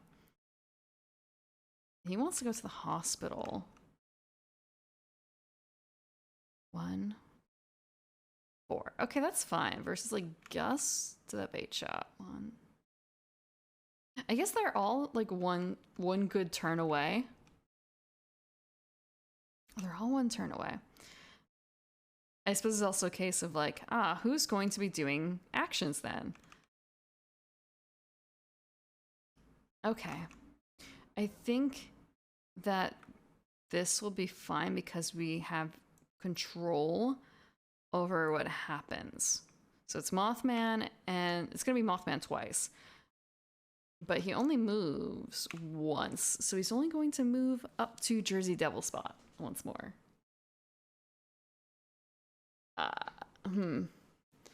Sometimes it's a little glitchy, I guess. The music player. I'm glad it mostly works, though. Mostly. Actually, I should check and see if it's playing the correct one, because sometimes it's like a spot behind. Yeah, no, it's actually 1 behind right now.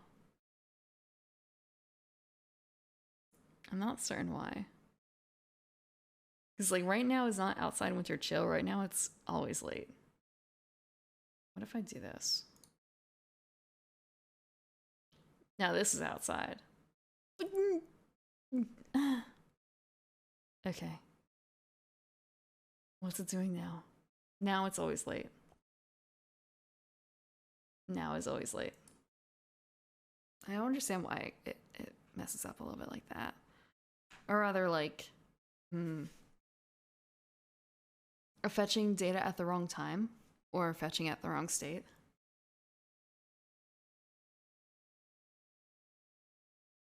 Data is finicky. Data's really finicky. Order of operations.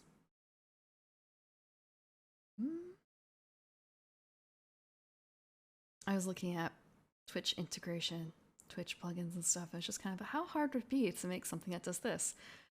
And it's kind of a, okay, I kind of understand the code a little bit. It shouldn't be too hard to like bash something out. And then realizing like, but setup of all this, like setup of the actual system for testing and stuff, that's always been like a huge weak point of mine. So it's kind of a, okay, well, hopefully I won't need it for a long time. Because documentation is not super clear on putting how to set up a test for it, and then a few other things. I probably just have to do more research to see what I need to do.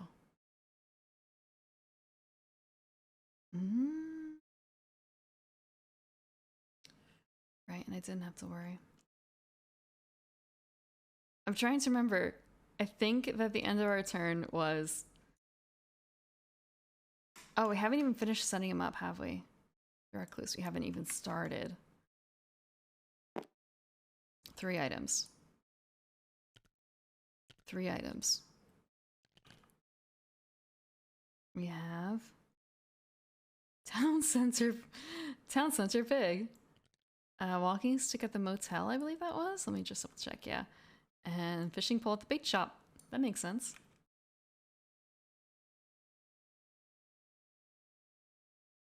Then we have Mr.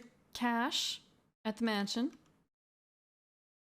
And then we have Mothman, who moves 1. Oh, he can actually get to me because I'm like right here. I'm like right here.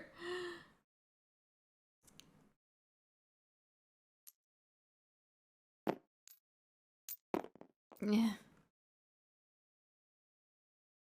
I want to say, I feel like maybe I placed the trap. Not that I have any choice in where the traps are placed, but like maybe the traps can be in a slightly better position. I also feel like it's harder to set the traps that are in the more common areas, like the gas station. But if I do have it set, that is like a great way to slow things down for him.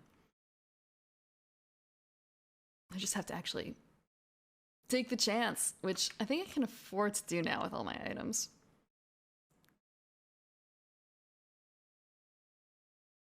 Okay, so 2 dice for that. 2 dice. There, that's much less lethargic. God damn it. Power symbol. Okay, power symbol. Mothman. It's on the board. It's right over here on the stadium. So he's gonna fly by.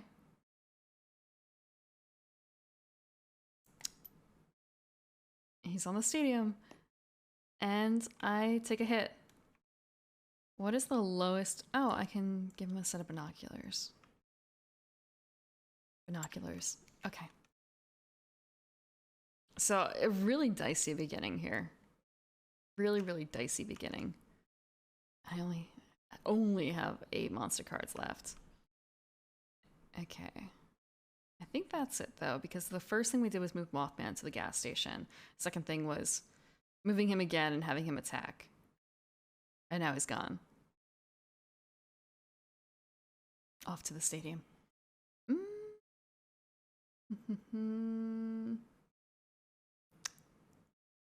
That's it for that. My turn again. Now we just have to... Oh, it's just kind of a, you know what? Well, actually... I move here, 1, 2... It's kind of a... It feels, again, like a real waste of a turn to do this, but I'm going to move here, take that as my next action. And my last action, which is really only my 3rd action, I'm going to open the trap for the Mothman here. Which means the map gets put back in here. We're going to reshuffle. And...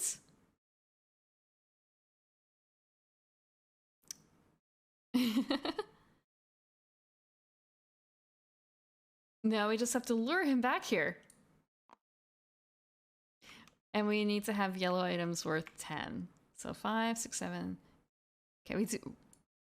All we need is a torch and a baseball bat. What is this? Stranger Things? So yeah.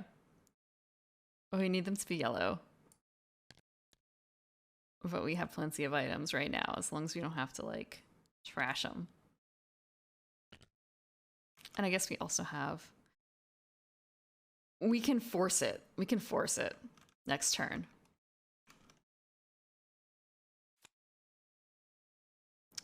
I can't do that with the flame. I could do it to this one, yeah. Yeah, I can force him. That was the thought.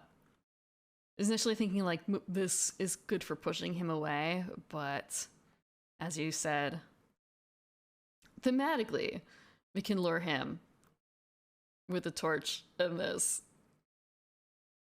Or using the torch for this to lure him to the gas station for its defeat. Okay, Chupacabra, 2 more items. Deer at the swimming hole. And the pistol at the motel. A lot of shit goes down here. Okay, and we don't have to worry about the Chupacabra. And the only thing we have to worry about is Mothman, who we're actually not going to be worried about too much more. Moves 2. Okay.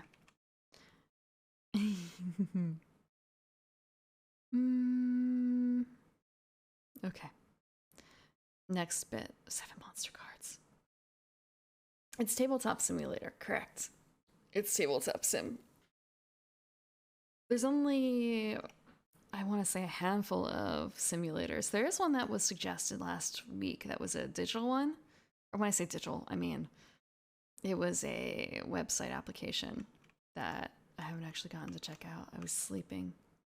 But this one is on Steam and it supports online play with other people, but I'm not doing that right now. Solo play. Mage Knight? Is Mage Knight... I've not heard of Mage Knight. Doesn't mean... Mage Knight, Mage Knight.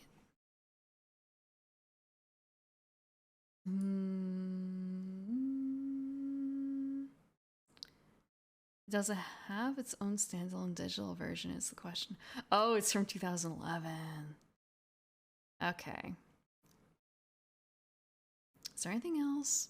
Re-implemented by Star Trek Frontiers. I'm sorry for laughing. It's just kind of, yes.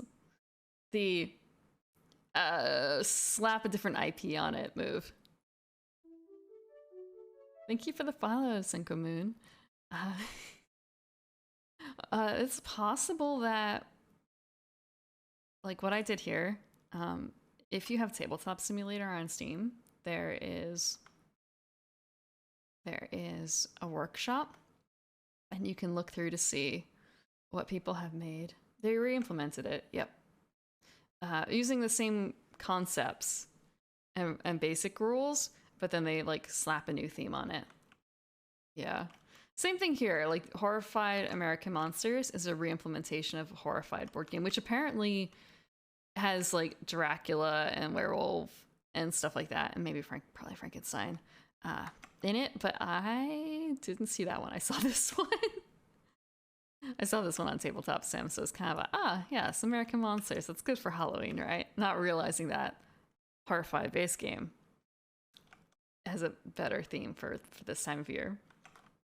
But making do with what we have. What we have is this. Also, this has like a pretty nice scripted version. But yeah, if you go to Tabletop Sim and you check out the workshop, a bunch of people have implemented all sorts of board games in here.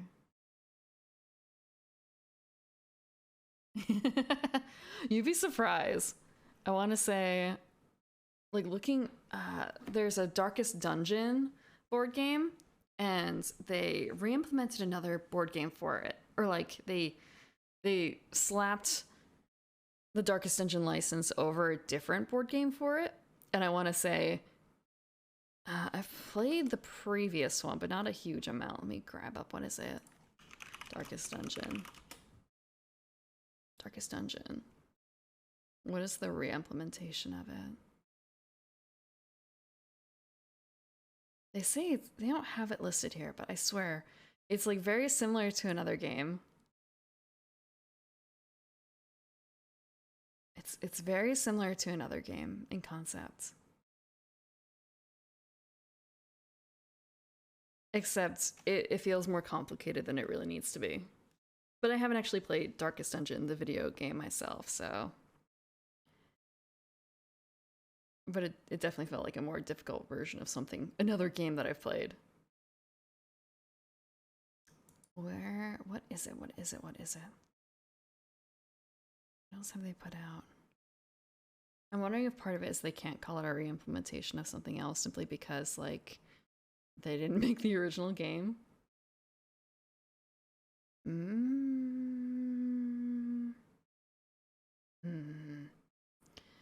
This was a few weeks ago, a few months ago, so I don't quite remember when I read the initial rules what it was that I was thinking it was very similar to. I've honestly not heard Mage Knight before. Sorry.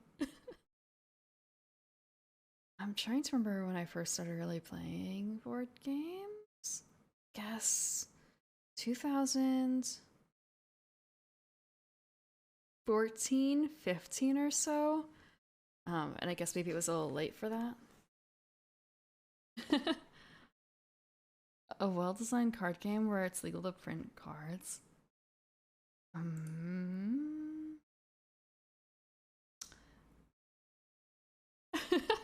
I know that there are some card games that are open license, so to speak, in that regard, but they're... I don't want to say they're not well designed, necessarily, but, well, they're not super complicated usually. They're much more party-style games than anything else. And I will also want to say that most of the things on the workshop for Tabletop Sim are not exactly above board. There are things that are free that are completely legal and put out by the publishers. For instance, Darkest Dungeon board game that I was talking about has a demo available there. And then there was also another one that I want to say publishers often put out demos, I guess, in that format for playtesting. Because there was another one, I think it was Distilled, that I picked up. But it seems like a lot of the other ones are more like to put up as DLC, because really it should be. Like, it takes effort to put this together. I forgot what I was doing.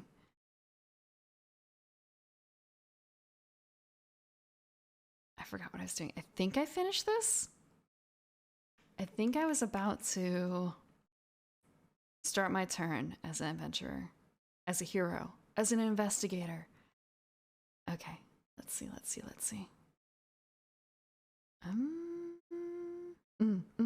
Okay. So if we do that, we're going to force. It feels weird to like, yeah, I'm just gonna move you one over here.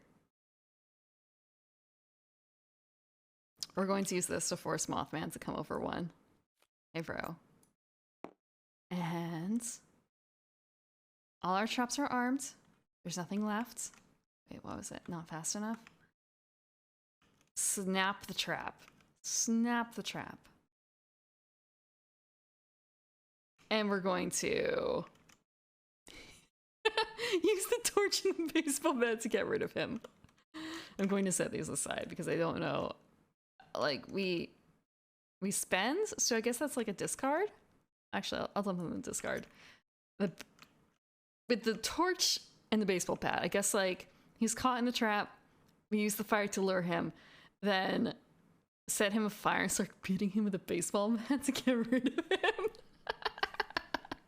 A very brutal display from the scout compared to our previous man. Last time I played this, we used the agent and he had a pistol and he shot the chupacabra at point blank. But I guess she just doesn't have a license for that. Let's see. Yeah, actually, I don't think I've picked up a single gun this game. So I'm just toting around my goats and my bears and my pocket knife and such.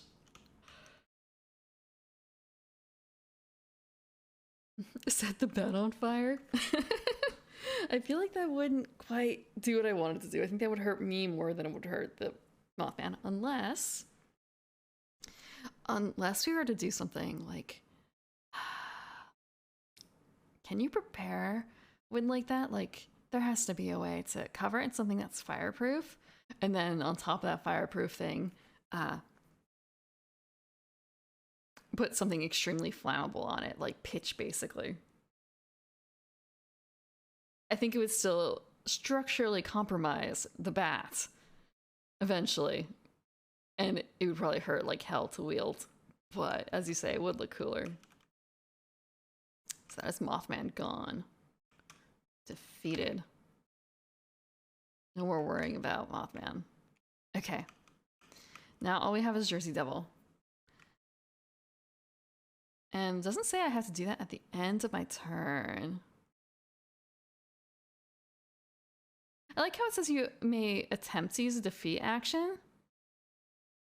And like we spent yellow items, but I just want to make sure like that you say attempt.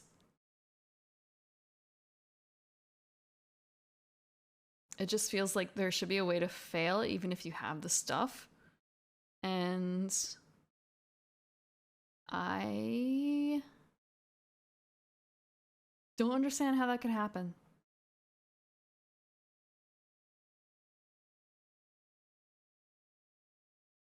Unless it's something to do with...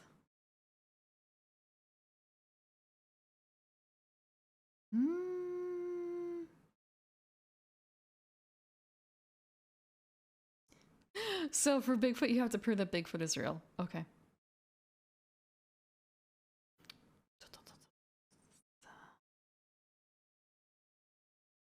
So yeah, I don't see why they say attempt necessarily, unless it's simply a case of trying to make it sound harder than it is, or more thematically appropriate. Like it's not guaranteed to work, even though it is.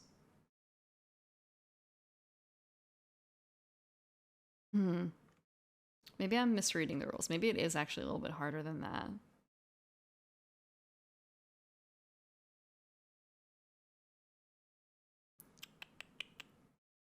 Monster phase. It's not the monster phase area. Like there really doesn't seem to be... Yeah. It does seem like there should be a way to fail.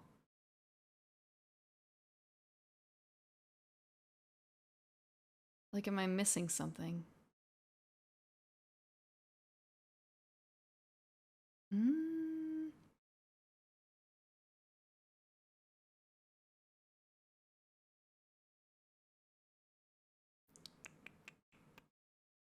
Like the items area...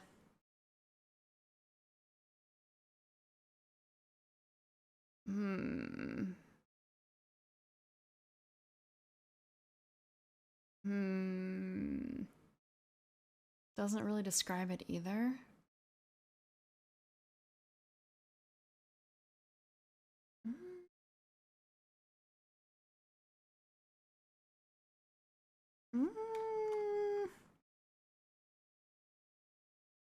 Yeah.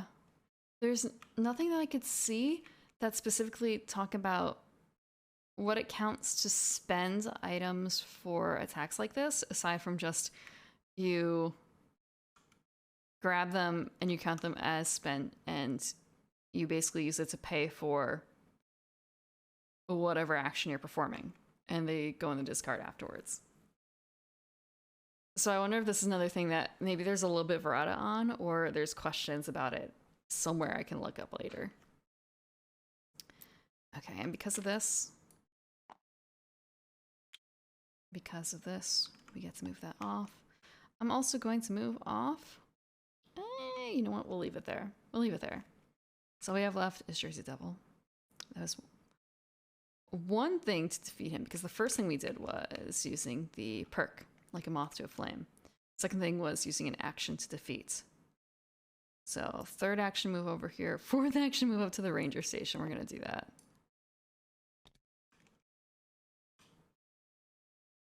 This also puts me between him and Mr. Cash and we don't him. It doesn't have to, I don't think it should stay necessarily, but I like it, so it's staying. Like, there's no point to having the traps or the eye on the board anymore, but like, it's not affecting the game right now. Versus Mothman, who's just a huge, huge thing on the board to work around. Like, the eye is bigger than some of these spots. The eye is bigger than some of the spots. I'm not gonna move it, I think, when it calls for it. Okay. I haven't actually used her ability at all. I haven't used her ability at all. It would probably be more useful in a group game, perhaps. I think I really should have picked the mountain man. Or the jock for like taking items from a distance. Because like for the jock, oh, not that. Just being able to like not have to move and then pick up the item, just straight up pick up the item would have been nice.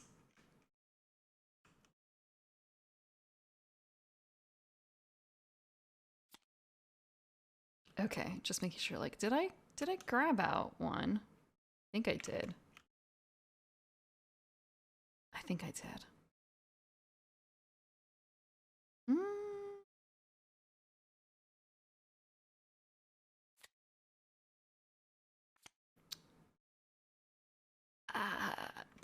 Did I? Did I? Also, sorry, just like, cracked leather. Not quite there. Not quite there. Hi, Sun. Just getting closer and closer to saving the town from from the Jersey Devil. We already saved the town from Mothman. Although we keep finding like, I don't want to say holes in the rules, but just like little questions, little weird questions that they aren't quite clarifying enough. It's been slow. I woke up late. I woke up real late. So late. I woke up at 10.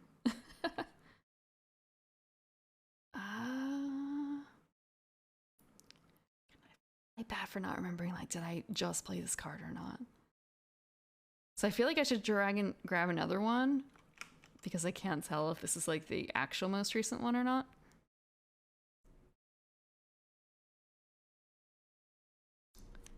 Because they would have moved, like Mothman would have moved in either case. Mothman would have moved in either case.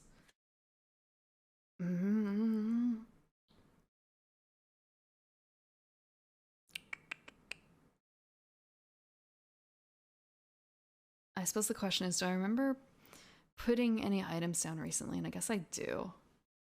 So I think that this really is the most recent one. I want to say, like, if I feel like I fuck up the rules, I want to fuck it up to make it harder for myself and not easier for myself usually. So like, normally I would probably just, oh, I can't remember. I'm going to grab another card and put it on top. And basically shorten the game by 1 round, just in case. I feel like I usually err on the interpretation of like harder rules. Not that this seems particularly hard. Again, we've only advanced the track once. And that was very early on. We had a very bad start.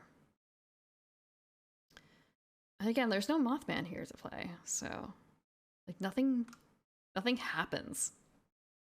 Okay, so our turn again. I move up here. That's 1. Yeah, we might as well grab the items. Like, we're here. Unless, no, we're gonna grab them anyway. That's 2. 3. Oh, no, come on. 4. We're gonna end up right in the Jersey Devil spot. That's not good, but it could be way worse. It could be way worse.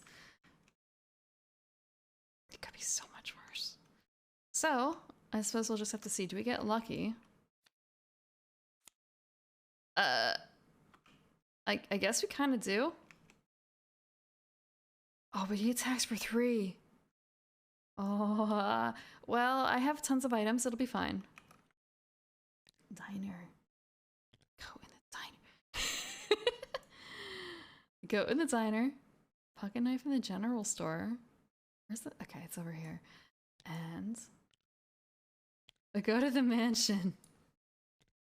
Bye-bye, goats. Yeah. Yeah, the goats are probably gonna go very quickly here. They're gonna go so quickly. I should also be checking, like, okay, do I need certain kinds of any color? Strength value 14? Okay. I suppose the question is also, like, do I have enough? Okay, I finally have a rifle. It's like 6. 10. Okay, all I need are these 3 tokens, theoretically, to defeat him. I need a horse, a bear, and a rifle. 2 of these things seem much more likely than the other.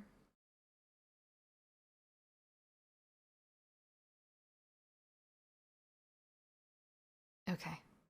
We did the items.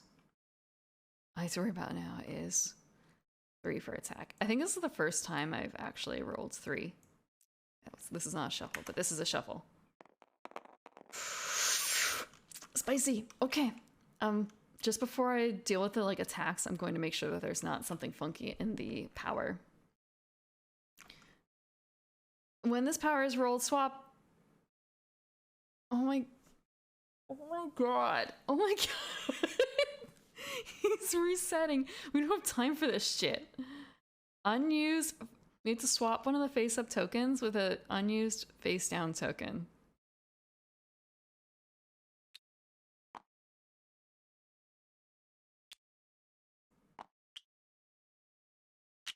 This sucks.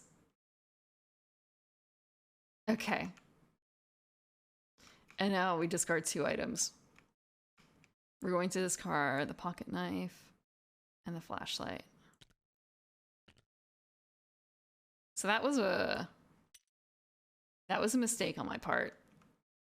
I should not have goaded the Jersey Devil. I should not have done that. Okay, so that's taken care of. And we have 5 cards left. We have 5 turns to do this. 5 turns to deal with the clues. Okay. Mr. Cash is going to the hospital, so...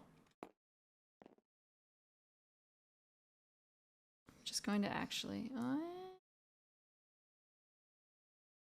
Sorry, I'm grabbing like 2 tokens here, and I want to only grab these 2. Okay, 1.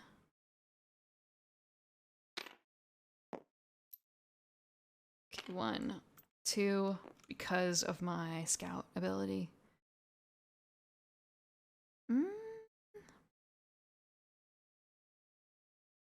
Or this counts as guide, really, so it doesn't really matter.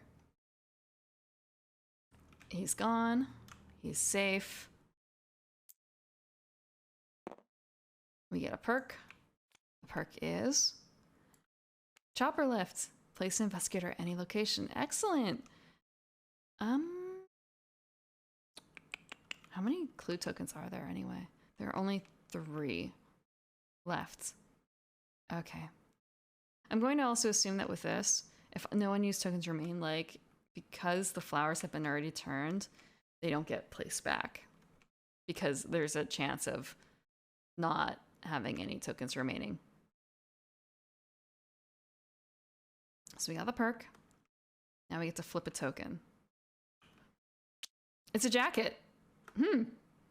So they have a hat and jacket. What counts as a jacket?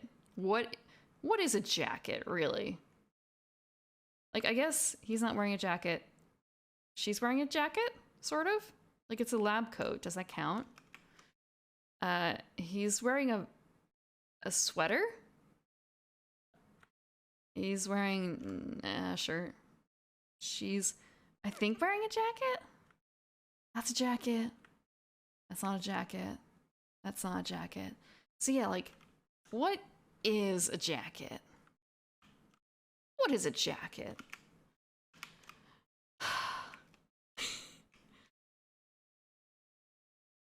Okay, that was the second turn. Okay. Third. 4th, we're going to reveal the next person. Who's the next person? Is there... I just realized that all of them are going to be activating the Jersey Devil at the very least. Just because they all have a flame token. If I place Jimmy at City Hall and he needs to go to the mansion, we can do that. That's actually probably going to be the easiest thing for me to do right now. And 3 item tokens. And Jersey Devil won't be able to reach us. 1, 2, 3. And we can do this because they don't say that we have to. You, a citizen of our choice. Citizen of our choice. City Hall. I feel like you could also make this more difficult, theoretically, by... I want to say ignoring some of the rules and like making it so it's random. Like you have a separate citizen pile that you pull from. Okay, we're going to place him at City Hall. Jimmy. Looks like he fixes things at City Hall.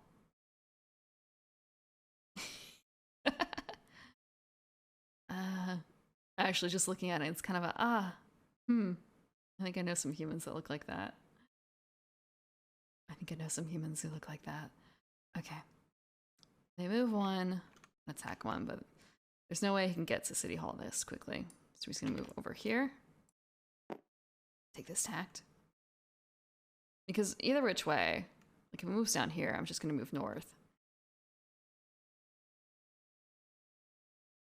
Okay, and that is clear for this councilman, isn't it? That is. And we also, I guess every time we do a citizen, we do skip a monster card, so it elongates the game a little bit. Like, we're not completely skint. Okay, now our turn. Place an investigator. I suppose the thing with that, I can't really use it right now. Okay. Actually gonna move them over here. They're at City Hall, but I'm going to do this. So 1, 2, 3, 4. Yeah. And I think that's the last time I'm, because he popped up in City Hall. It's like I want to say it's my last chance, but it's a little dicey in some respects here.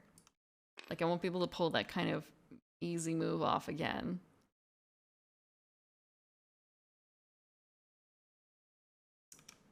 So I dropped him off. I get another perk. A perk it. How many ATVs are in here? How many ATVs are in here? Also, just like, okay, wait, is that the agent? For some reason, I think it's the journalist, even though it's kind of a no way. That's not the journalist. Let me make sure. Because that is one of the characters. Because, like, this is the scout, obviously. So it's kind of a, like... You know what?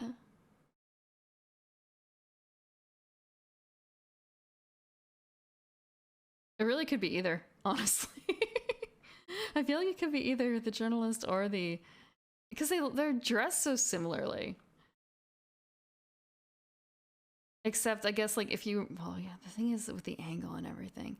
I guess his pants are too high up here for the journalist compared to, like, him. Like, his are at his hips, and this is, like, more at the waist. So I guess it probably is the agent. Yeah, it looks more like hips.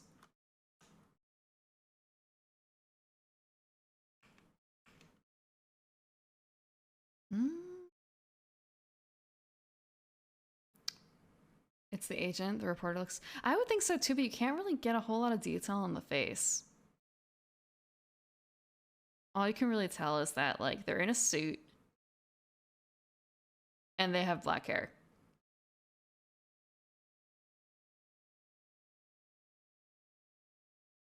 And that, I suppose, it's a man. Or, at least, it's not a woman. And no hats, that's true, but at the same time, like, in this sort of scenario with a helicopter, do you really expect a hat to stay on? Do you really? It feels like that might be a bit much.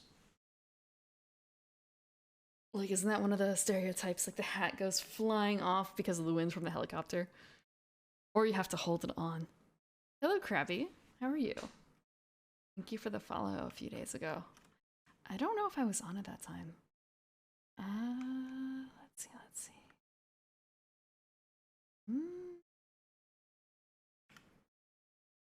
Okay, so I have... This is the last clue. What is the clue? It's glasses. A hat, glasses, and a jacket. So is... Oh, he doesn't have glasses on. I was gonna say, like, our journalist fits that bill. None of these... Like, I guess if you count goggles, she looks so freaking, like, steampunk attempting right there. The mountain man fits! The mountain man is the 13th child. He's been hiding out all this time. People don't glue their hats. Yeah, just like people don't glue their socks, right?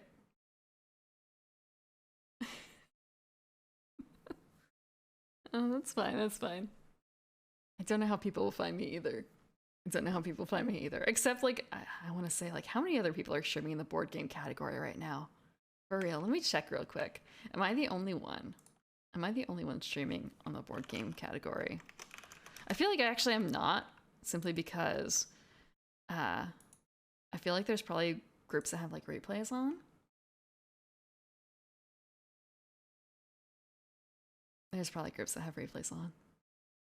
But yeah, I'm probably, like, one of the top, like, 5 streamers right now in the board game category.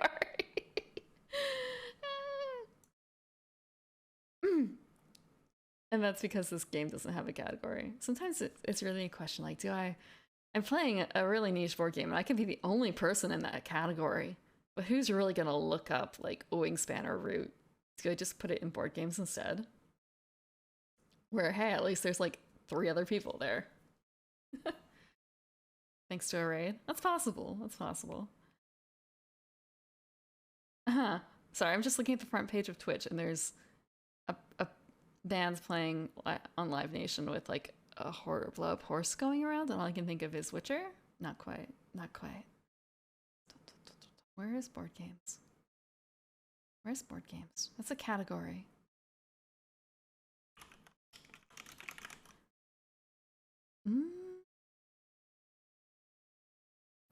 Two, three, four. Yeah, there's like 5 of us doing board games right now. There's 5 of us. Granted, it's a really bad, like, I want to say it's a bad time. It's a very... it's late. It's late. Although I guess for, like, people on the West Coast, it's not very late.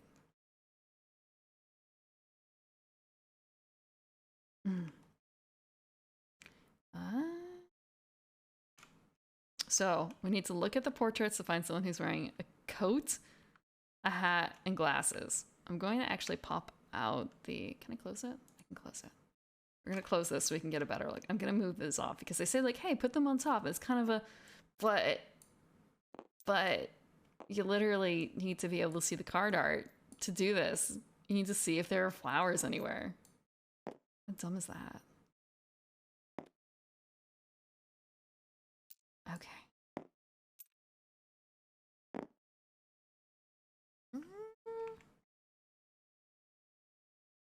There's also a chance that I was playing on... Actually, I don't know if I've ever run in the tabletop RPG Twitch category. I may have when I was... Actually, no, I probably was when I was talking about D&D for the Unearthed Arcanas. Because it's kind of a toss-up of, like, does it belong there or does it belong in just chatting? Because we're not actually playing it, we're just talking about it. But it's... you know, categories are hard. So, I'm gonna flip the ones that clearly do not work. Like, there, she's not wearing a jacket. He has glasses, right? He doesn't have glasses. Actually, that's probably the easiest thing to do right now. Like, this guy, no glasses. No glasses. No glasses. Because there were some cases where it's like, is that a jacket? You know what? It doesn't matter. It doesn't matter. Glasses. Okay, hat is also an easy one. No hat. No hat, no hat, no hat. So really it's a choice between, like, Overalls don't count, so it's got to be the salesman. Overalls don't count.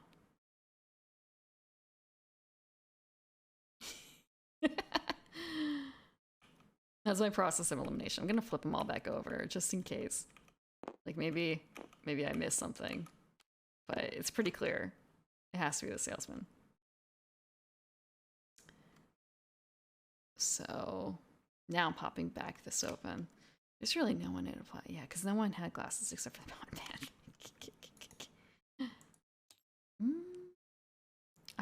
I also really like that it opens back up to the last rules I had, except like, scrolling like this. Ah, okay. It's something I don't really think about much, but just if you're hovering over this and you hit the scroll wheel, it scrolls the rulebook versus if you're over here where it scrolls zoom.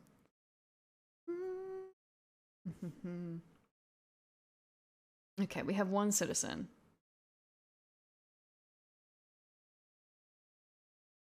We have one citizen that is. Next, defeat. We have identified the 13th child. So.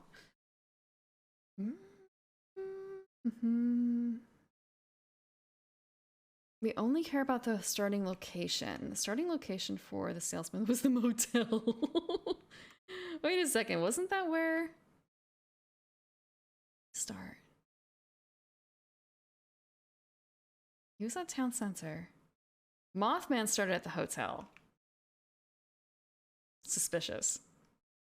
Ignore the fact that there's only like 13 locations on the board. Suspicious.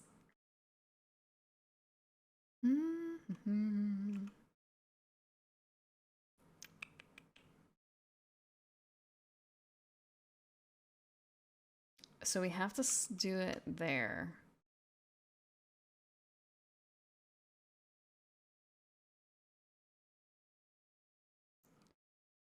Huh. Interesting. So immediately, once the Jersey Devil is out, you pop the citizens back in the deck. Well, in this deck.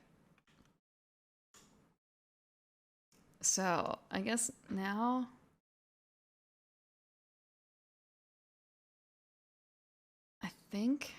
just thinking more so.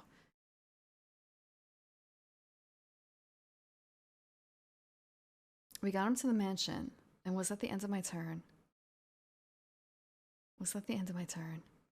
I wasn't paying attention to that. Oh, I'm a bad player. I got so sidetracked that I forgot how far into my turn I was when I was doing that. I guess that's why I don't like these sort of like interruptive actions. I'd like it to happen all at the end of my turn and not in the middle of the turn. Okay. Thinking about where I was before. It was probably the end of my turn because I started with him at City Hall, didn't I? Yeah. I started at City Hall with him. It would make sense. Okay. So that finishes my turn. Dead end. 0 items. Jersey Devil moves 1. Attacks. Jersey Devil moves 1 and attacks. Okay. That is done. That is done. That is done. Next is... I suppose next is actually really annoying. Because I can just move to the motel with the chopper lift. And now I just have to wait for him to come to me. Because I don't think I have any way to force it. So my best hope is like... in these 4 monster cards, he's in here, or I have to do something else that I don't have. Or I guess if no, actually, I'm not going to do that. Because if I go to the City Hall and drop another person, that's another card that I'm going to get. So 1, 2, 3, 4. I'm going to go to Jersey here. And then just start drawing people to try and get him to move.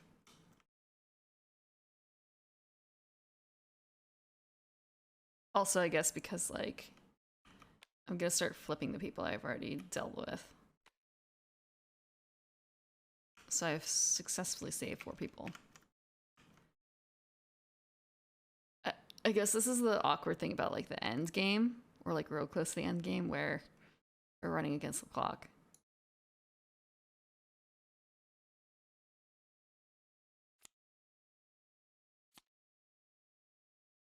Okay, that was the one I had previously done.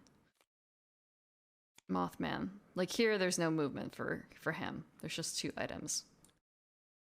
So, like, there's only 3 cards left. Will he be able to move 4 spaces in that time frame? Not very likely. I think this is the cabin. Yeah. This is City Hall. Okay. So you actually want to grab something that's going to activate him, preferably twice, but I don't think there's anything in here that does that. It looks like I've used it all up. That sucks. At least we always get... Okay, water. A tiny bit of hot... Well, at this stage, it's just like orange juice with a dream of tea.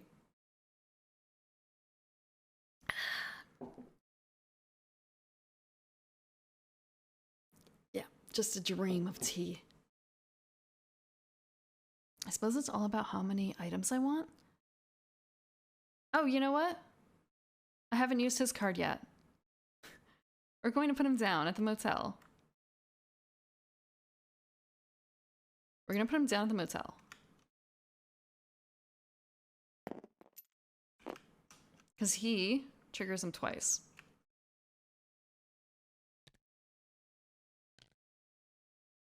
So, Hans saw the campground.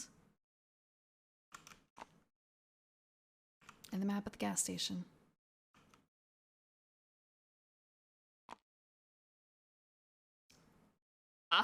This is great. Okay. Although at the same time, like, 1, 2, 3. Now he just needs to move 3. And 2 dice. 2 dice. Please say it. Okay, 2 hits. You got 2 hits in. Goodbye, goats. Goodbye, goats.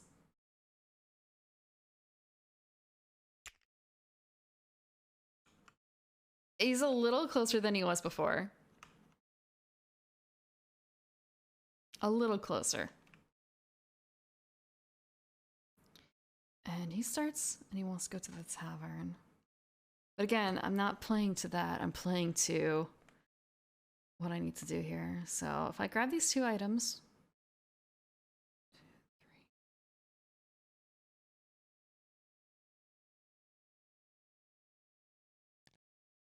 2, 3. Okay. 1, 2. I think this about counts. And because I played him, I don't play a monster card. Which feels really weird because now I'm just going into my next action, I guess. Which is going to be grabbing more items for the first one. Although at the same time, it's kind of a... this feels really kind of dangerous because I can simply just try to... he wants to go... So second move is this. Third move is this. Fourth... Oh. Just thinking like...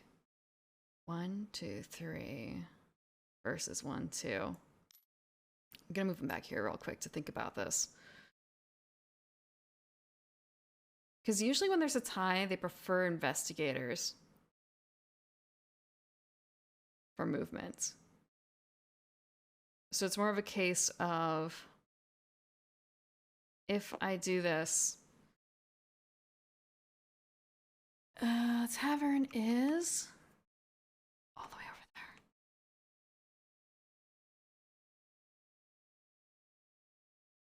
I have to move him closer at the same time.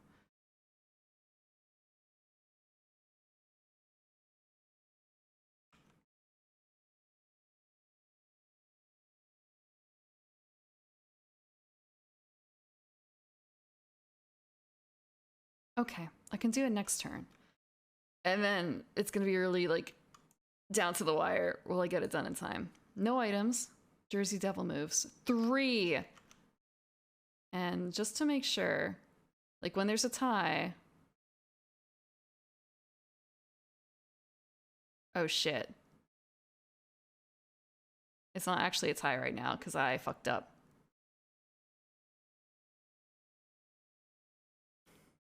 He's gonna move to the sheriff's station instead. Okay. I think they just usually move to like the closest.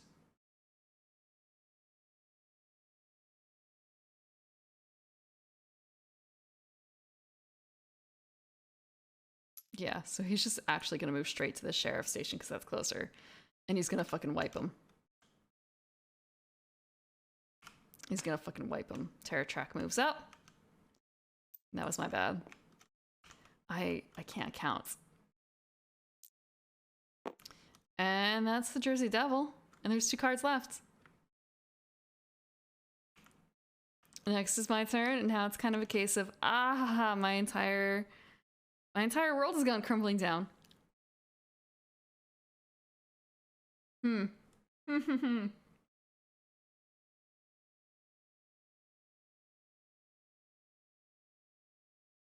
I just have to hope.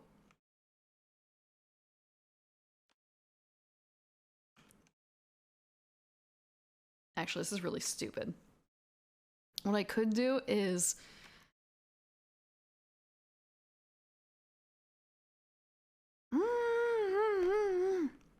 this really sucks. I can theoretically use the chopper lift in ATB to like do some bullshittery by jumping to City Hall and activating a citizen to move the Jersey Devil. But the problem is it's going to activate while I'm at City Hall, so it's only going to move him backwards. It's not going to move him any closer to the motel, which is the hard part. And I probably won't have the time to actually get another perk. So my choices really are just hoping that there is something in here for the monster card session. So I'm going to sit here. It really depends on what we draw. Unless someone else sees another way out of this. But I think this is actually going to be a loss, simply because of if I had left him in the motel with me instead of directing him out. I feel like if you've ever seen, I haven't seen this movie myself, but I've heard about it. There's a Stephen King movie about The Stand. No, not The Stand. Is it The Stand?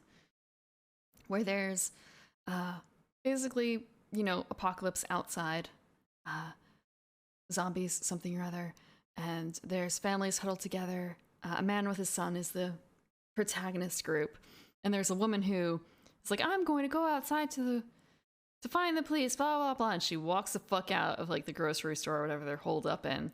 And I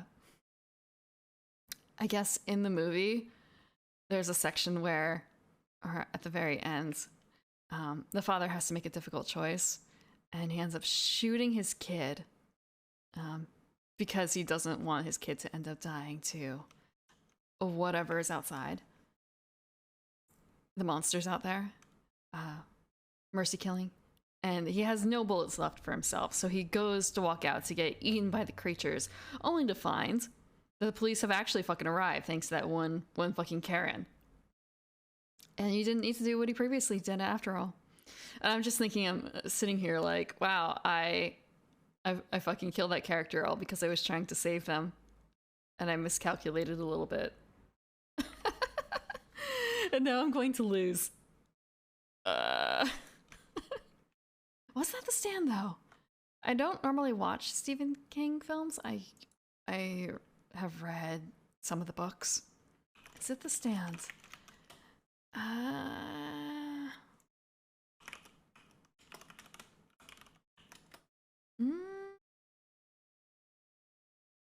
A little. Look, you can't expect me to count.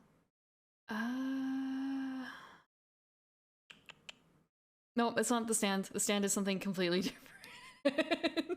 It's completely different. The Stand is the big one. Like, it's Dark Tower series. No, I'm thinking of something else. Like, looking at the different things I've read from Stephen King. Like, I read The Shining. I don't remember if I read Carrie or not. I definitely read Misery. I read Eyes of the Dragon.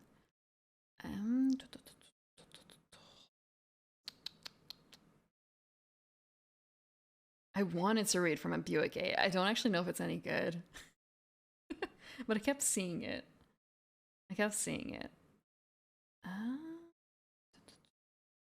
Was The Mist. Okay, it is The Mist. Yeah. That makes sense. Because it's the things in The Mist. Was The Mist a novel or was it a short story? It feels like maybe it was a short story. I know that he says something. Oh, I also read On Writing as well, which doesn't quite fit the other things. And I got partially through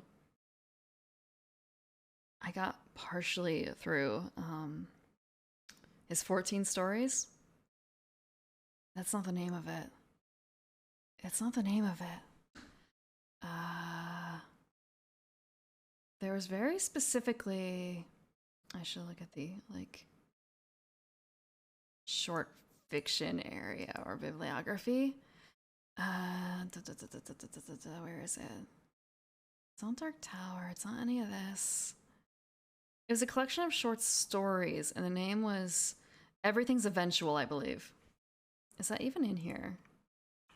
And I didn't quite make it through just because, yeah, it was Everything's Eventual. And I think I couldn't make it through The Death of Jack Hamilton. I think that was the difficult one. Yeah. Or rather, I think I did make it through The Death of Jack Hamilton, but it was...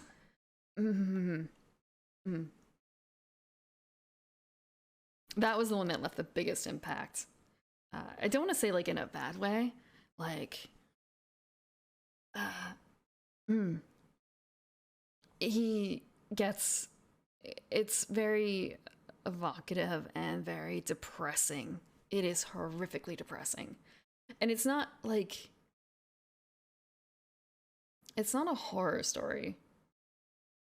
Or rather, like, I guess it's more like grotesque in a way, but it's also, it just feels extremely real. That one particular story. How long was it? I don't say. Oh. I didn't know the background for it. For The Death of Jack Hamilton. It was published in a magazine originally in the New Yorker, and apparently it was based on the death of the actual Jack Hamilton, who was a member of John Dillinger's first gang. But I don't know a whole lot about gangs, so it's kind of a case of who is that? who?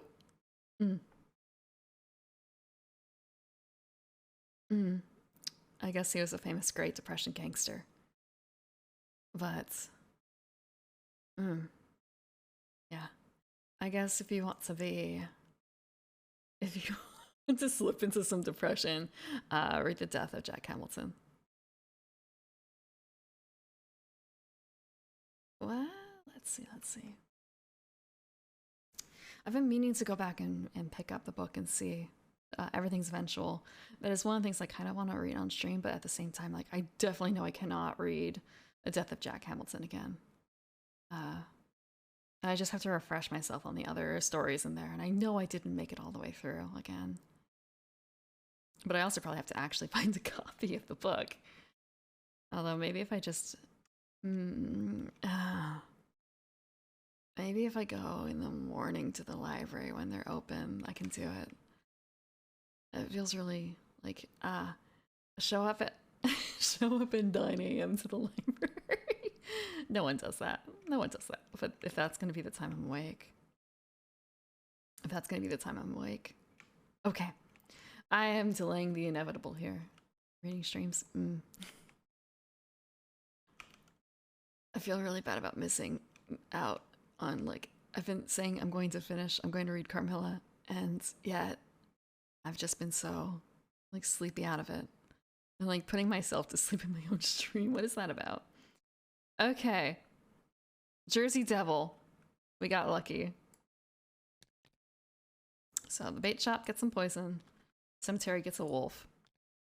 So, nearest citizen. There is no citizen. I want to say, like, there's no citizen, right? Good, there's not. So it's just me.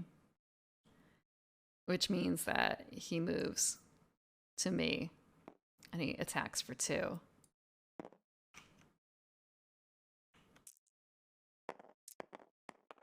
One attack.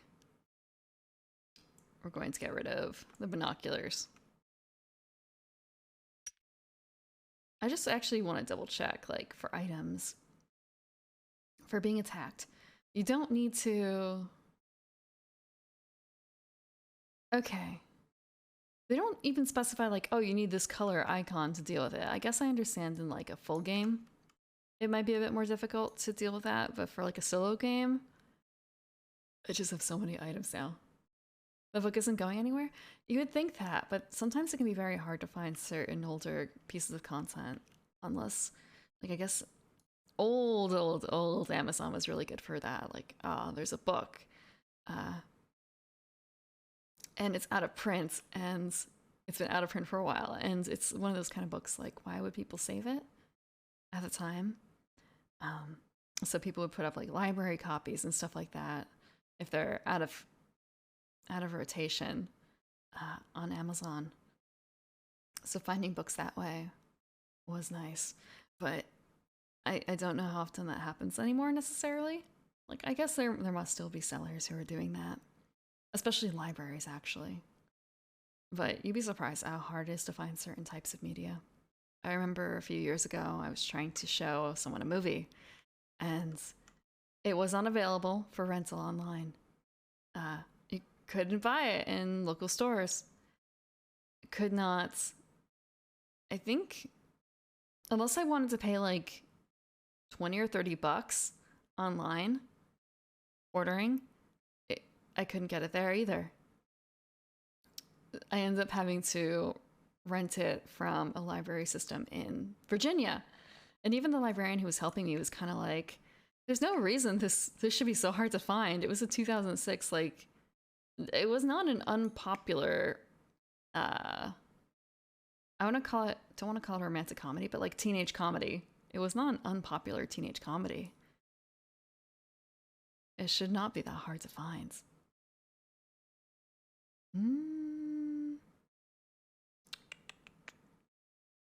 So sometimes things do just kind of disappear.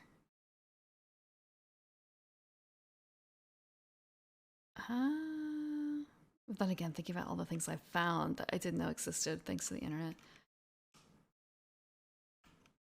Like finding, there is actually an official version of this out there that, I didn't even know that existed. Excellent. In this case, it was a karaoke file for something. Finding that Japan back in, I guess, the 90s did in fact release a, well, I guess nowadays when songs are released for anime shows, they have a single that they release for the opening and or ending, and it includes like the original file and then also the karaoke track, right? But that was not necessarily the case way back when. So I found a lot of the ones that I know don't necessarily have a karaoke version available. And in this other case, they released an entirely separate CD set that was all like karaoke versions of the openings and endings. So I had to go find that instead of like a single that's just for this one song.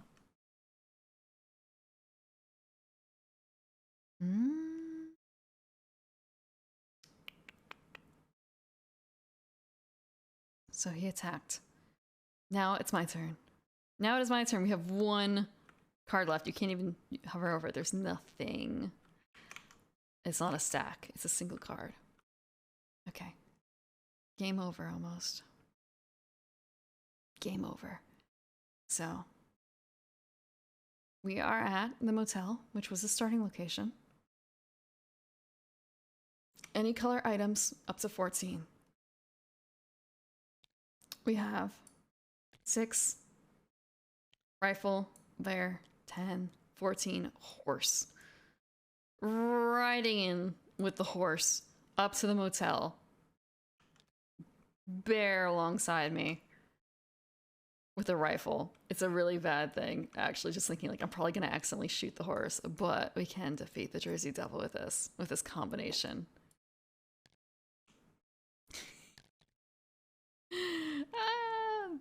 Okay, so very, very tight there.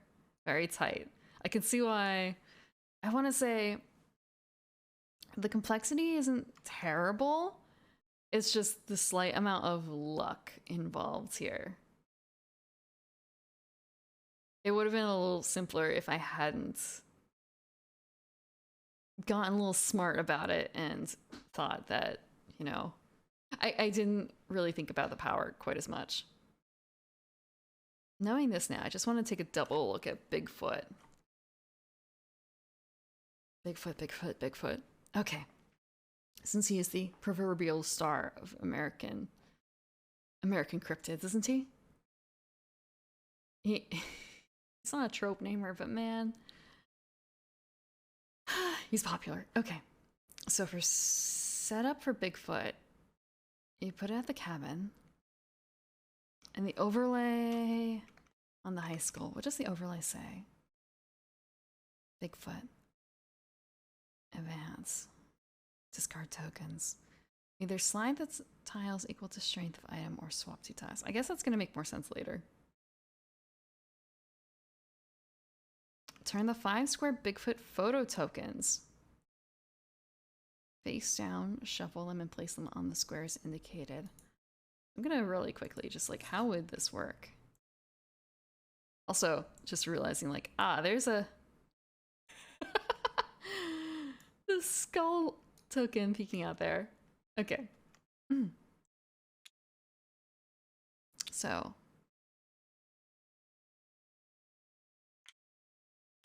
shuffle them and place them down as indicated on the mat. So free space. Is it really even? Oh, I guess it really is just like a gap, a natural gap there. Bigfoot tokens. If Bigfoot is activated for a monster strike. I have to wonder, like, why is the overlay at the high school? Like, what does Bigfoot have to do with high schools? Cabin. Okay. I guess it's 2 spots away. I wonder if that really affects much. Bigfoot rolls attack dice before moving. I guess he hits and runs. I also just like the fucking jowl. Maybe jowl isn't the right word. Like the way the jaw just kind of swings out. Yeah, he's trying to hide and escape.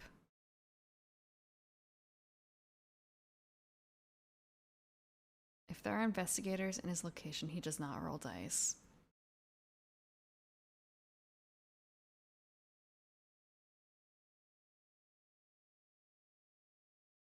Huh. This is really weird. I can see why he's high complexity now, just because compared to the other ones that we've played, his rules are very strange. So he rolls before moving. If there are investigators in his location, he does not roll dice. So he kind of goes counter to the initial instructions we had, which was if you don't roll for attack if there's nothing to attack.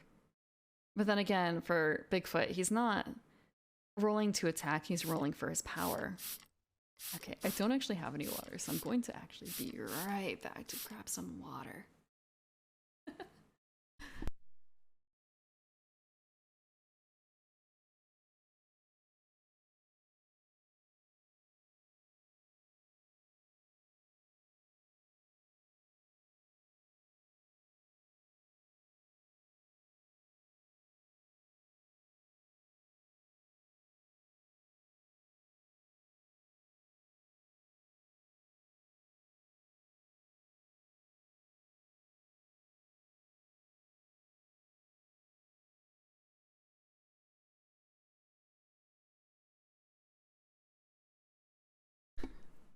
Okay, I got water.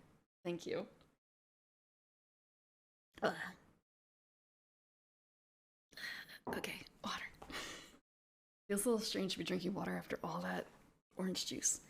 And stretch. I guess you can't.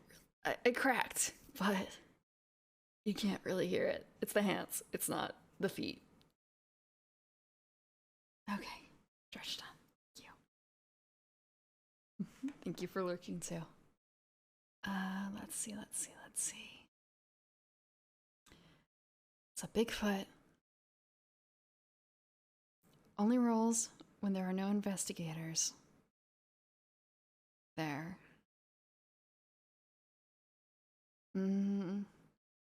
So I guess he prefers citizens. Hits and misses do not count. It's only the power symbol that matters. Once the attack step is done, Bigfoot moves like an ordinary monster, except he will not stop if he encounters an investigator or citizens. Bigfoot will not end his movement in a location with an investigator. Hello, Q. Whose is that? Oh, it's Kitsura's. Ah. I couldn't quite tell. It's a lot of detail to cram into a small space. I also thought that it was more... I don't know why, I guess I was expecting a little bit more purple in there.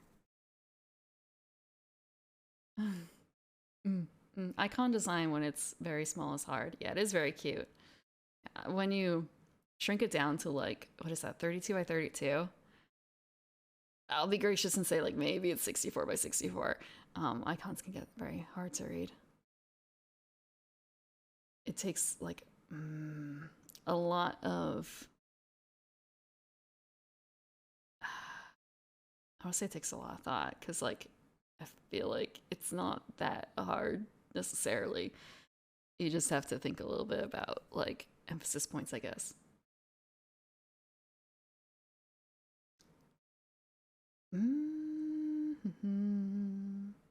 Okay, Bigfoot. Bigfoot will not end his movement in a location with an investigator. He will not stop if he encounters investigators or citizens.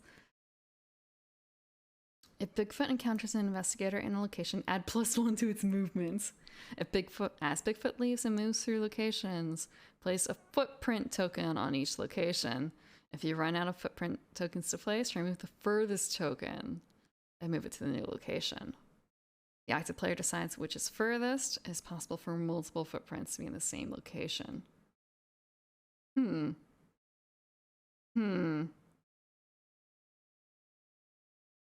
They don't explain...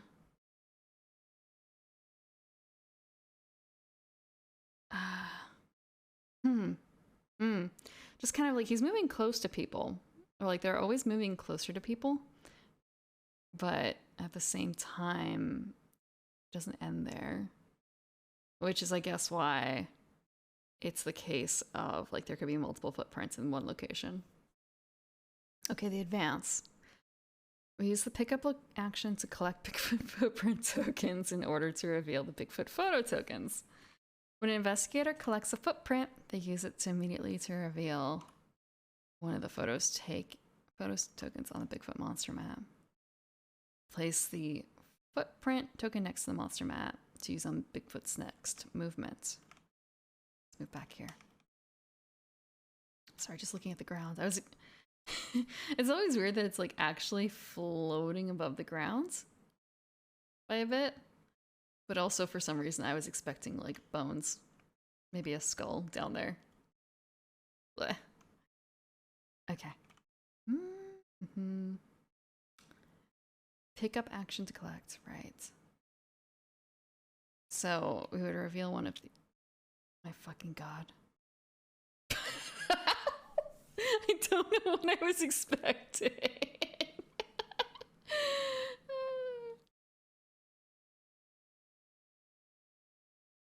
It's that photo. I have to wonder about that photo. Like, there's gotta be a license for it, I guess? Like, how do you do that? I wonder how much it costs to, like, get the license to use that photo officially.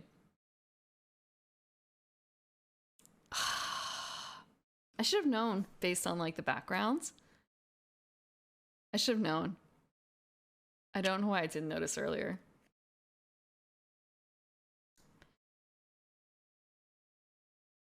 At the high school has the best photo lab. An investigator may take an advanced action to discard one item and attempt to align the photo. Oh, so alignment's a big issue. A turned in item may be used to swap one photo token with another, or that item may be used to slide a single token to the open space on them. Oh my fucking god, it's one of those. You may make as many slides as the total strength value of the item that was turned in. That's why they have strength values as well. Oh no. I want to say, yeah. I want to say, in this case, I feel like attempt to align the photo is actually what I would be doing because I am not super good at these puzzles either.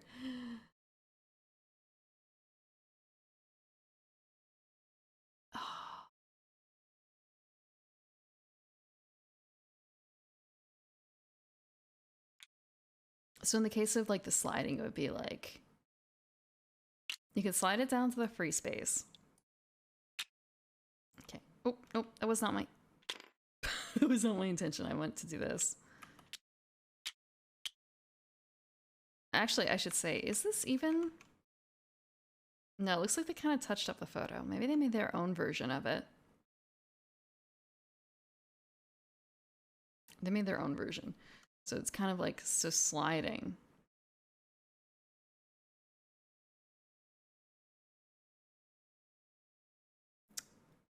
So they don't have to be next to each other to swap, it sounds like. Because they do say, let's check over here. Yeah, it's a small puzzle. It would probably be a lot easier if it were just like literally swap instead of they have to be next to each other. Mm.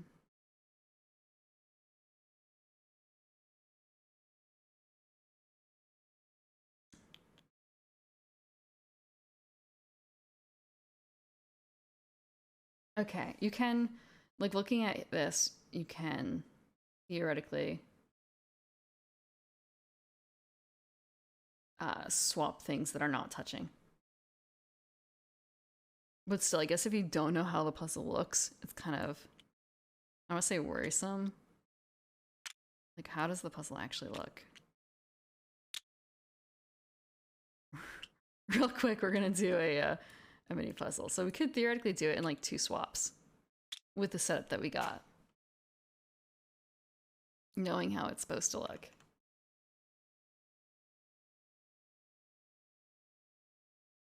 Okay, so after you align the puzzle, you spend 3 green items of any strength, and the green items are the ones that are like... Oh, no, I didn't want to do that. Now I can see why Bigfoot kind of looks like that. It's kind of like a no photos please kind of thing. Green. Are they calling this green? Because there's yellow and brown. And it's kind of a... That's... green? It's like a light teal. Or rather, did they call it green? Did they call it blue?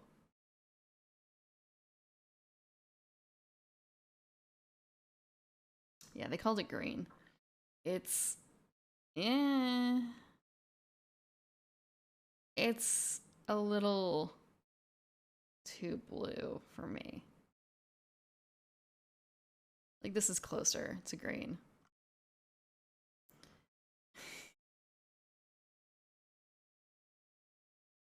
I also want to say, are you sure you're not? I mean, this is close enough. But just thinking, like, have you been colorblind tested? I know for certain that I'm not colorblind, but I do know that there are some people who have found out a bit late that, yes, they are colorblind.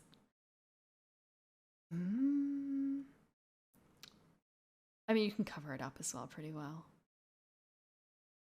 At least to some extent. In general, I know some people who've done that.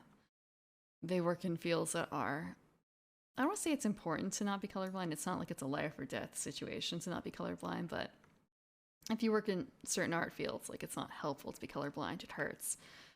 But if you memorize how color codes are made, you can you can fake it for the most part. You can fake it. And who here hasn't memorized at least one hex code? You're pretty sure you know what green and blue looks like? I mean, there are some groups where it's not necessarily a strict divide. Like in Japanese, right? There's kind of like a blue-green color that is always called blue or green. I say that in the meaning like it has one word. And then there's like another word for a green, but it's like a very visually different green from the blue-green.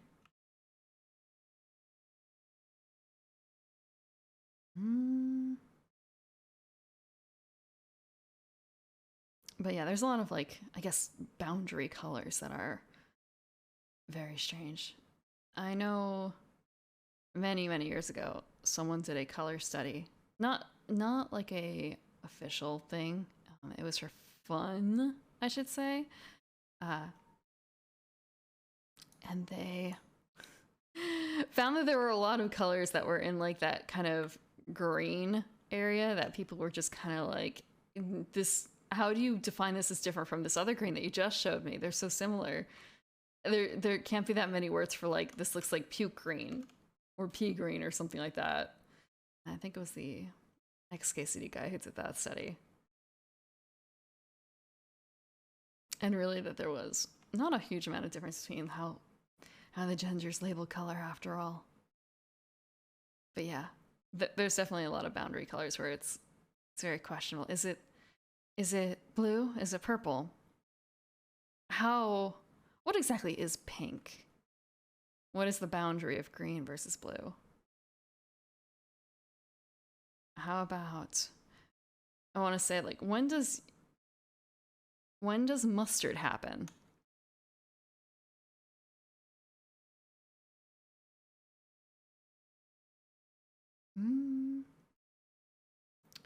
So we have the photographic proof concept down-ish. Now the power symbol. What happens? What happens? Only one power symbol is counted. Oh no!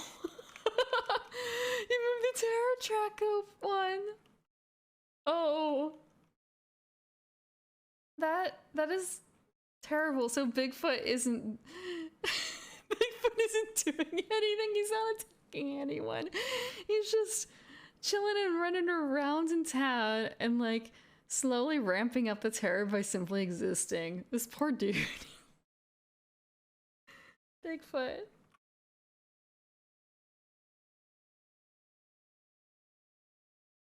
And also you undo progress on your photo.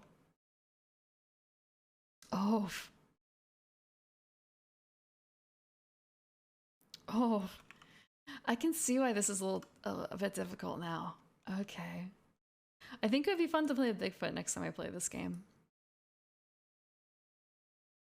I suppose it's a case of like, who haven't I? Okay, I've done these two. So I guess it would be Bigfoot and the Ozark Howler. So like, you know what? It'll be the furry week with Bigfoot and the Howler. Because like Chupacabra, that doesn't really count as furry. Like, I guess he does. Jersey Devil, but like, compared to the other two, he's the furriest. Okay. And that is Horrified. We managed the feats. Jersey Devil and Mothman. just by a single card. What is the last card anyway? There would have been no movement. It would have been a dead end. It would have been a loss. Okay. Yeah, it would have been a loss. If it had just been that one card left and not this one. It's good to know. Okay. I mean, good to learn the rules. I haven't even read the Ozark Howler, but I do have to wonder now about the other ones too. How that works out. The original. I'll try and dig up the original Horrified and see if that's available on Tabletop Sim. Like how those monsters work. When is Halloween? When is Halloween? Halloween is on a Monday. Halloween's on a Monday. Okay. Maybe I might still do it then. We'll see. How spooked out everyone is. How spooked out everyone is. Okay. Who is awake? Who is up? Huh.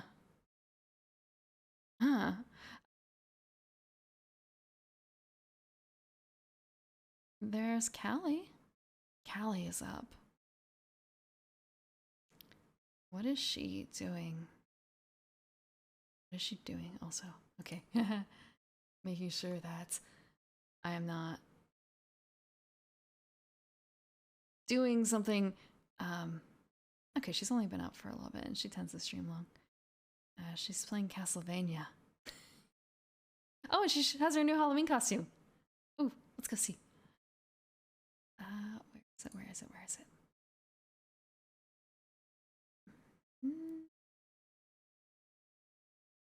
I haven't actually gotten a chance to see with time's up. But thank you very much for coming for this. Tomorrow I'm going to actually be starting Vampire the Masquerade Coteries like I've been planning on. Thank you for coming. I'm sorry it was late, and I'm sorry that the past two were cancelled as well. I will dying to be a better elf, a better sleeper, having a more normal nocturnal schedule instead of a whack nocturnal schedule.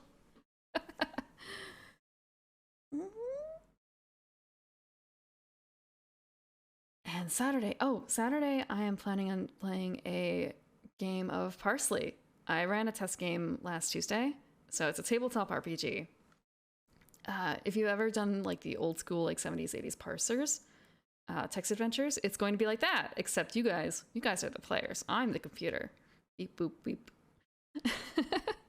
And I've been working on content for that. So, and also it's going to be themed for October. I'm looking forward to it. So I hope to see you there. Thank you very much again for coming, and have a good night.